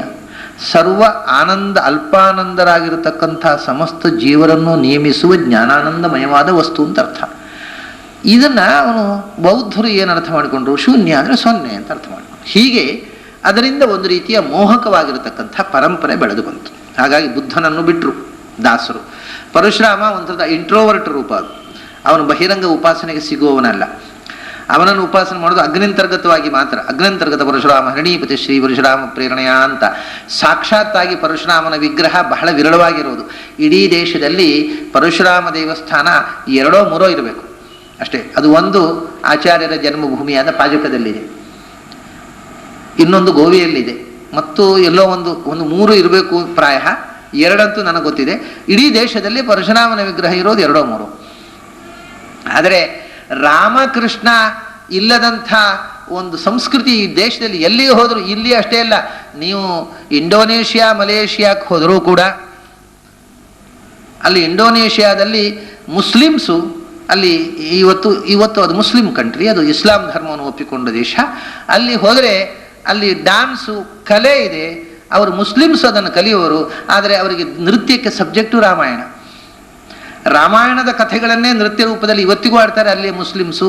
ಅವರಿಗೆ ರಾಮಾಯಣ ನಿಷಿದ್ಧ ಅಲ್ಲ, ಮಹಾಭಾರತ ನಿಷಿದ್ಧ ಅಲ್ಲ, ಅದನ್ನು ಅವರು ಬಳಸ್ತಾರೆ. ಆದರೆ ಇಲ್ಲಿಯ ಮುಸ್ಲಿಮರಿಗೆ, ಇಲ್ಲಿಯ ಕ್ರಿಶ್ಚಿಯನ್ರಿಗೆ ಅದು ನಿಷಿದ್ಧ. ರಾಮಾಯಣದ ನೃತ್ಯ ಮಾಡಿಬಿಟ್ರೆ ಅವನು ಕಾಫಿರ್ರಾಗಿಬಿಡ್ತಾರೆ ಇಲ್ಲಿ. ಆಮೇಲೆ ರಾಮಾಯಣ ಮಹಾಭಾರತದ ಬಯಲಾಟ ನೋಡಿದರೆ ಚರ್ಚಿಗೆ ಹುಡುಗರು ಎಲ್ಲಾರು ರಾತ್ರಿ ಹೊತ್ತು ಬಯಲಾಟ ನೋಡಿಬಿಟ್ರೆ ಬೆಳಗಾತ ಚರ್ಚಿಗೆ ಕರ್ಕೊಂಡೋಗಿ ಸೀಕ್ರೆಟ್ ವಾಟರ್ ಕುಡಿಸ್ತಿದ್ರು. ಹಿಂದೂ ದೇವತೆಗಳ ಕಥೆ ನೋಡಿ ಮೈಲಿಗೆ ಆದ ಅಂತ ಹುಡುಗನಿಗೆ, ಕ್ರೈಸ್ತರು. ಇವೆಲ್ಲ ಇದೇ ನಾನು ಆಗ ಹೇಳಿದ್ದೆ, ತಿಳುವಳಿಕೆ ಇಲ್ಲದೆ ಇದ್ದವರ ಧರ್ಮಾಚರಣೆಗಳು. ನಮ್ಮಲ್ಲಿಯೂ ಅಂಥದೇ ಇರೋದು, ಅವರಲ್ಲೂ ಅಂಥದೇ ಇರೋದು. ಎಲ್ಲ ತಿಳುವಳಿಕೆ ಇಲ್ಲದಿದ್ದವರೇ. ಬರೇ ಅದು ಕ್ರೈಸ್ತರು ಮುಸಲ್ಮಾನರು ಮಾತ್ರ ಟೀಕೆ ಮಾಡ್ತಾರೆ. ನಮ್ಮವರು ಅದಕ್ಕಿಂತ ಹೆಚ್ಚು ಮೂಢನಂಬಿಕೆಯನ್ನು ಬೆಳೆಸಿಕೊಂಡಿದ್ದಾರೆ. ಇರೋದು ಮೂಢನಂಬಿಕೆ ಮಾತ್ರ, ನಿಜವಾದ ನಂಬಿಕೆ ಅಲ್ಲ. ಆದ್ದರಿಂದ ಪರಶುರಾಮ ಮತ್ತು ಬುದ್ಧನನ್ನು ಬಿಟ್ಟು ರಾಮಕೃಷ್ಣರು ನಾಟ್ಯಗಳಲ್ಲಿ, ಶಿಲ್ಪದಲ್ಲಿ, ಸಂಗೀತದಲ್ಲಿ, ಹಾಡು, ನೀವು ಉತ್ತರ ಭಾರತದಲ್ಲಿ ಅವು ಹಿಂದೂಸ್ತಾನಿ ಸಂಗೀತ ಏನಿದೆ ಅದು ಪೂರ್ತಿ ಮುಸಲ್ಮಾನರ ಕೈಯಲ್ಲೇ ಇದೆ ಇವತ್ತಿಗೆ ಕೂಡ. ದೊಡ್ಡ ದೊಡ್ಡ ಸಂಗೀತಗಾರರೆಲ್ಲ ಮುಸಲ್ಮಾನರು, ಅವರು ಹಾಡೋದೆಲ್ಲ ಕೃಷ್ಣನಾವೆಲ್ಲ ಹಾಡುಗಳು, ರಾಧಾಕೃಷ್ಣನ ಹಾಡುಗಳು. ಹಾಗಾಗಿ ಎಲ್ಲ ಕಡೆ ಕೃಷ್ಣ ರಾಮ ಇವರು ಎಲ್ಲ ಕಲೆ, ನೃತ್ಯದಲ್ಲಿ, ಶಿಲ್ಪದಲ್ಲಿ, ಸಂಗೀತದಲ್ಲಿ, ಭಜನೆಯಲ್ಲಿ, ಸಾಹಿತ್ಯದಲ್ಲಿ, ಇದೆಲ್ಲವೂ ಭಾರತದಲ್ಲಿ ಈ ಕೃಷ್ಣ ರಾಮ ಬಿಟ್ಟುಬಿಟ್ರೆ ಇಲ್ಲಿ ಸಾಹಿತ್ಯ ಇಲ್ಲ, ಸಂಗೀತ ಇಲ್ಲ, ನೃತ್ಯ ಇಲ್ಲ, ಶಿಲ್ಪ ಇಲ್ಲ, ಕಲೆ ಇಲ್ಲ, ಏನೇನೂ ಇಲ್ಲ. ಅಷ್ಟು ಜನಮನವನ್ನು ವ್ಯಾಪಿಸಿರತಕ್ಕಂಥ 2 ಅವತಾರಗಳು. ಆ 2 ಅವತಾರಗಳಿಂದ ಕೆಲವು ದೃಷ್ಟಾಂತಗಳನ್ನು ಕೊಡ್ತಾರೆ. ಮೊದಲನೇದು, ಅಬುಜಜಾಂಡೋದರನು ವಿಪಿನದಿ ಶಬರಿ ಅಂಜಲನುಂಡು. ಇಡೀ ಬ್ರಹ್ಮಾಂಡವನ್ನು ಉದರದಲ್ಲಿ ಹೊತ್ತಂತಹ ಭಗವಂತ ಬ್ರಹ್ಮಾಂಡದ ಒಂದು ಏಕದೇಶವಾದ, ಭೂಮಿಯ ಒಂದು ಏಕದೇಶವಾದ ಅಯೋಧ್ಯೆಯಲ್ಲಿ ಹುಟ್ಟಿ ಅಲ್ಲಿಂದ ಮತ್ತೆ ಕಾಡಿಗೆ ಹೋದ.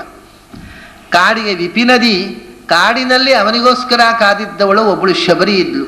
ಶಬರಿ ಅಂತಂದರೆ ಬೇಡರ ಜಾತಿಯ ಹೆಣ್ಣು ಅಂತ ಅಷ್ಟೇ ಅರ್ಥ. ಶಬರಿ ಅನ್ನೋದು ಅವಳ ಹೆಸರಲ್ಲ. ಶಬರ ಅಂದರೆ ಬೇಡ ಸಂಸ್ಕೃತದಲ್ಲಿ. ಕಾಡಿನಲ್ಲಿ ಬೇಟೆಯಾಡಿ ಬದುಕುವವರು ಬೇಟೆಗಾರರು. ಆ ಬೇಟೆಗಾರರ ಜಾತಿಯವಳು ಅಂತ. ಆ ಬೇಟೆಗಾರರ ಹೆಣ್ಮಗಳು ಇವಳು ಅಲ್ಲಿ ಆಶ್ರಮದಲ್ಲಿ, ಶರಭಂಗ ಆಶ್ರಮದಲ್ಲಿ ಋಷಿಗಳ ಜೊತೆಗೆ ತಪಸ್ಸು ಮಾಡ್ತಾ ಇದ್ದಂಥ ಒಬ್ಬ ಮಹಾಮಹಿಳೆ. ಇದರಿಂದ ಸ್ವಲ್ಪ ಮಟ್ಟಿಗೆ ನಮ್ಮ ಹೆಣ್ಮಕ್ಕಳು ಧೈರ್ಯ ತಾಳಬೇಕು.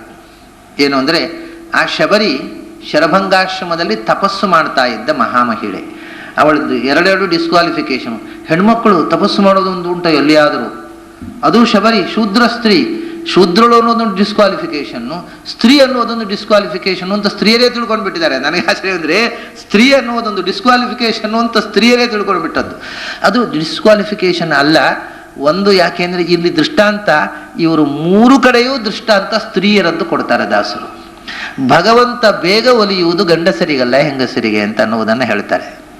ಅದಕ್ಕೆ ಕಥೆಗಳು, ಸ್ತ್ರೀ ಭಗವಂತನನ್ನು ಬೇಗ ಒಲಿಸಿಕೊಳ್ಳಬಲ್ಲಳು, ಗಂಡಸು ಅಷ್ಟು ಬೇಗ ಭಗವಂತನನ್ನು ಒಲಿಸಿಕೊಳ್ಳಲಾರ.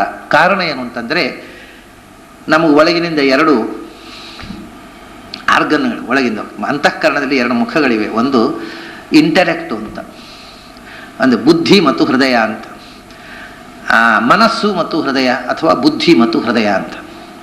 ಅಂದರೆ ಒಂದು ಇಂಟೆಲೆಕ್ಟನ್ನು ಬೆಳೆಸುವಂಥದ್ದು, ಒಂದು ಇಮೋಷನ್ನನ್ನು ಬೆಳೆಸುವಂಥದ್ದು. ಒಂದು ಭಾವಪ್ರಧಾನ, ಒಂದು ಬುದ್ಧಿ ಪ್ರಧಾನ. 2 ಒಳಗಿನಿಂದ 2 ವಿಧವಾದಂಥ ಅಂತಃಕರಣದ ಪ್ರಕ್ರಿಯೆಗಳಿವೆ. ಇದನ್ನು ಕ್ಲಾದಯತ್ ಸರ್ವಗಾತ್ರಾಣಿ ಮನಾಂಸಿ ಹೃದಯಾನಿ ಚ ಅಂತ ವಾಲ್ಮೀಕಿ ತನ್ನ ರಾಮಾಯಣವನ್ನು ಕುರಿತು ಹೇಳ್ತಾರೆ. ಇದು ಎಲ್ಲರಿಗೂ ಖುಷಿ ಕೊಡುವಂಥದ್ದು. ಅಂದರೆ ನೀವು ಮನಸ್ಸು ಇದ್ದವರಾದರೆ ಮನಸ್ಸಿಗೆ ಖುಷಿ ಆಗುತ್ತೆ, ನೀವು ಹೃದಯವಂತರಾದರೆ ನಿಮ್ಮ ಹೃದಯಕ್ಕೂ ಖುಷಿ ಆಗುತ್ತೆ ಅಂತ. ಹೃದಯ ಕೆಲವರಿಗೆ ಮನಸ್ಸು ಇರುತ್ತದೆ, ಹೃದಯ ಇರೋದಿಲ್ಲ. ನಾವು ಹೇಳ್ತೇವೆ ಅವನು ಹೃದಯಹೀನನಾದ ಗಂಡಸು ಅಂತ. ಅಂದರೆ ನಿರ್ದಯ, ಆ ಒಂಥರದ ಕಾರುಣ್ಯ, ಪ್ಯಾಷನ್ನು, ಕರಗುವ ಸ್ವಭಾವ, ಕರಗಿ ತನ್ನನ್ನು ಅರ್ಪಿಸಿಕೊಳ್ಳುವ ಸ್ವಭಾವ, ಸಬ್ಮಿಷನ್, ಇದು ಹೃದಯ. ಬುದ್ಧಿ ಅನ್ನೋದು, ಮನಸ್ಸು ಅಂದರೆ ಅದು ರಿಸರ್ವ್ಡ್ ಆಗಿರ್ತದೆ. ಅವಳು ಯಾವಾಗಲೂ ತನ್ನನ್ನು ತಾನು ಸಬ್ಮಿಟ್ ಮಾಡಿಕೊಳ್ಳುವುದಿಲ್ಲ, ಒಮ್ಮೆಗೆ ಒಪ್ಪಿಕೊಳ್ಳುವುದಿಲ್ಲ. ಅದು ಬುದ್ಧಿ. ಈ ಪುರುಷರ ಸಹಜ ಸ್ವಭಾವ ಅನ್ನೋದು ಹೀಗೆ, ಯಾವುದನ್ನಾದರೂ ಒಮ್ಮೆಲೆ ನಂಬದೆ ಸಸ್ಪಿಷಿಯಸ್ ಆಗಿ ನೋಡುವುದು. ಹೆಣ್ಣು ಸಹಜವಾಗಿ ನಂಬಿದರೆ ಪೂರ್ತಿಯಾಗಿ ನಂಬಿ ಬಿಡುವುದು, ಶರಣಾಗತಿ, ಡೆಡಿಕೇಶನ್. ಭಗವಂತನಿಗೆ ಬೇಕಾಗೋದು ಅದು ಡೆಡಿಕೇಶನ್, ಶರಣಾಗತಿ. ಆದ್ದರಿಂದ ಭಗವಂತನ ಹತ್ರ ಹೆಣ್ಣು ಬಹಳ ಬೇಗ ಹೋಗಬಲ್ಲಳು, ಗಂಡು ಹೋಗಬಹುದು, ಹೋಗೋಲ್ಲ, ಡೌಟ್, ಕಡೆಗೆ ಅದು ದೇವರಲ್ಲದೆ ಇದ್ದರೆ ಅಂತ ಒಂದು ಸಂಶಯ ಬರುತ್ತೆ ಹೋಗುವಾಗ ಅವನಿಗೆ. ಹೆಣ್ಣಿಗೆ ಈ ಸಂಶಯ ಇಲ್ಲದೆ ಇರುವುದೇ ಒಂದು ಒಳ್ಳೆಯ ಕ್ವಾಲಿಟಿ. ಗಂಡು ತರ್ಕ ಮಾಡ್ತಾನೆ, ಅದು ದೇವರಲ್ಲದೆ ಇದ್ದರೆ, ಕಡೆ ಹೋಗಿ ವೇಸ್ಟ್ ಆದರೆ, ಅದು ಹೋಗದೇ ಇದ್ದರೆ ವೇಸ್ಟ್ ಆದರೆ ಅಂತ ಪ್ರಶ್ನೆ ಮಾಡೋದಿಲ್ಲ, ಹೋಗಿ ವೇಸ್ಟ್ ಆದರೆ ಪ್ರಶ್ನೆ ಮಾಡಿ ಹೋಗದೆ ಕೂಡ್ತಾರೆ. ಹೀಗೆ ಭಗವಂತನ ಹತ್ತಿರ ಹೃದಯ ಇದ್ದವರು ಬೇಗ ಹೋಗ್ತಾರೆ, ಬುದ್ಧಿ ಇದ್ದವರು ನಿಧಾನವಾಗಿ ಹೋಗ್ತಾರೆ. ದೇವರ ಹತ್ರ ಹೋಗ್ಬೇಕಾದ್ರೆ ಬುದ್ಧಿ ಇರಬಾರದ್ರಿ. ಬುದ್ಧಿ ಇಲ್ಲದೆ ಇರುವುದು ಒಳ್ಳೆಯದು. ಬುದ್ಧಿ ಇದ್ದದ್ರಿಂದಲೇ ನಾವು ತರ್ಕ ಜಾಸ್ತಿ ಮಾಡಿ ದೇವರಿಂದ ದೂರ ಹೋಗ್ತಾ ಇರೋರು. ಬುದ್ಧಿ ಇಲ್ಲದೆ ಇದ್ದವರು ಬೇಗ ಹೋಗ್ತಾರೆ ದೇವರ ಹತ್ರ. ಬುದ್ಧಿ ಇದ್ದವ್ರು ನೋಡಿ, ಸಣ್ಣ ಮಕ್ಕಳು, 5 ವರ್ಷದ ಪ್ರಹ್ಲಾದ, 5 ವರ್ಷದ ಧ್ರುವ, ಅವನಿಗೆ ಬುದ್ಧಿ ಇಲ್ಲ ಅಂತ ತಂದೆ ತಾಯಿ ಬೈದರು, ಅವನು ಬೇಗ ಭಗವಂತನ ಹತ್ತಿರ ಹೋದ. ಲೋಕದ ದೃಷ್ಟಿಯಲ್ಲಿ ಬುದ್ಧಿ ಇಲ್ಲ, ಯಾಕಂದ್ರೆ ತಂದೆ ಬುದ್ಧಿ ಇಲ್ಲ ಅಂತ ಬೈದು ಕಳಿಸಿದವನು, ತಂದೆ ತಾಯಿ ಬೈದು ಹೋದವನು ಪ್ರಹ್ಲಾದ.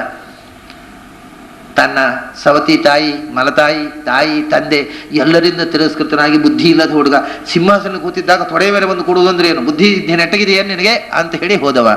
ಬುದ್ಧಿ ಇಲ್ಲದೆ ಇದ್ದ ಹುಡುಗನಿಗೆ ಭಗವಂತ ಒಲಿದ. ಪ್ರಹ್ಲಾದನಿಗೆ ಬುದ್ಧಿ ಇಲ್ಲ, ಯಾರು ನಿನಗೆ ಪಾಠ ಹೇಳಿದವರು? ಶಾಲೆಯಲ್ಲಿ ಓದ್ಕೊಂಡು ಬಾ ಅಂತಂದರೆ ರಾಜಕೀಯ ಪೊಲಿಟಿಕಲ್ ಸೈನ್ಸು ಇಕನಾಮಿಕ್ಸು ಕಲ್ತ್ಕೊಂಡು ಬಾ ಅಂತಂದರೆ ಇಲ್ಲಿ ಒಂದು ನವವಿಧ ಭಕ್ತಿ ಹೇಳ್ತಾನೆ. ಬುದ್ಧಿ ನೆಟ್ಟಗಿದೆಯೇನೋ ನಿನಗೆ ಪಾಠ ಹೇಳಿದವರಿಗೆ ಬುದ್ಧಿ ನೆಟ್ಟಗಿದೆಯೋ ಅಂತ ಕೇಳಿದ ಹಿರಣ್ಯಕಶಿಪು. ಅವನಿಗೆ ಭಗವಂತ ಒಲಿದ. ಆದ್ದರಿಂದ ನಾವು ಸ್ವಲ್ಪ ಬುದ್ಧಿ ಕಮ್ಮಿ ಬುದ್ಧಿವಂತರಾದರೆ, ಹೆಚ್ಚು ಹೃದಯವಂತರಾದರೆ ಭಗವಂತನ ಹತ್ತಿರ ಹೆಚ್ಚು ಬೇಗ ಹೋಗಬಹುದು.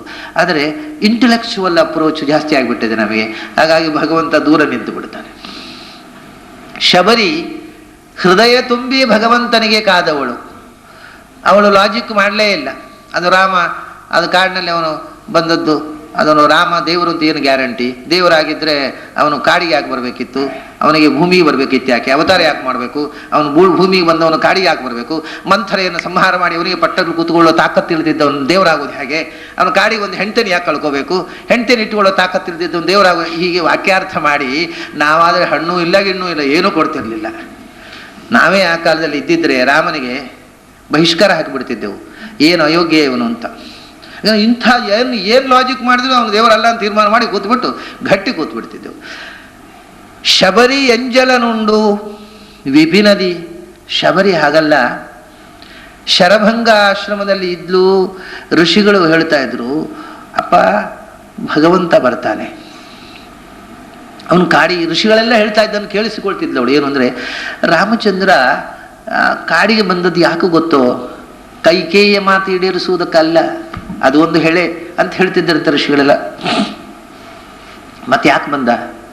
ಭಗವಂತನನ್ನು ಕಾಡಬೇಕು ಅಂತ ನಾವು ಜನ್ಮ ಜನ್ಮದಲ್ಲಿ ತಪಸ್ಸು ಮಾಡ್ತಾ ಇದ್ದೇವಪ್ಪ. ಅಂಥ ಋಷಿಗಳಿಗೆ ದರ್ಶನ ಕೊಟ್ಟು ಅವ್ರನ್ನ ಅನುಗ್ರಹ ಮಾಡಬೇಕು ಅಂತ ಬರ್ತಾ ಇದ್ದಾರೆ. ಅದು ಸುಮ್ಮನೆ ಒಂದು ಹೇಳೆ ಬರಬೇಕು ಅಂದ್ರೆ ಕಾರಣ ಎದ್ದುಕೊಂಡು ಋಷಿಗಳ ದರ್ಶನ ಕೊಡ್ಲಿಕ್ಕೆ ಬರ್ತೇನೆ ಅಂತ ಅನೌನ್ಸ್ ಮಾಡಿ ಬರ್ಲಿಕ್ಕೆ ಆಗುತ್ತೋ? ಆಗೋಲ್ಲ.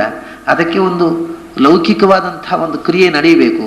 ಅದಕ್ಕೋಸ್ಕರ ಅಲ್ಲಿ ತಾಯಿಯಿಂದ ರಾಜ್ಯತ್ಯಾಗ ವರ ಕೇಳಿಸಿ ಆ ವರದಿಂದ ಭರತನಿಗೆ ಪಟ್ಟಾಭಿಷೇಕ ಅಂತ ನೆಪ ಮಾಡಿಕೊಂಡು ರಾಮಚಂದ್ರ ಕಾಡಿಗೆ ಬಂದಿದ್ದಾನೆ. ನಮ್ಮ ಜೊತೆ ಇರಬೇಕು ಅಂತ ಬಂದದ್ದು, ನಮಗೆ ದರ್ಶನ ಕೊಡಬೇಕು ಅಂತ ಬಂದದ್ದು, ಅವನಿಗೋಸ್ಕರ ಜನ್ಮ ಜನ್ಮ ನಾವು ಕಾದಿದ್ದೇವೆ ಅಂತ ಹೇಳ್ತಾ ಇದ್ರು. ಇದನ್ನು ಕೇಳಿಸಿಕೊಳ್ತಾ ಇದ್ಲು ಶಬರಿ.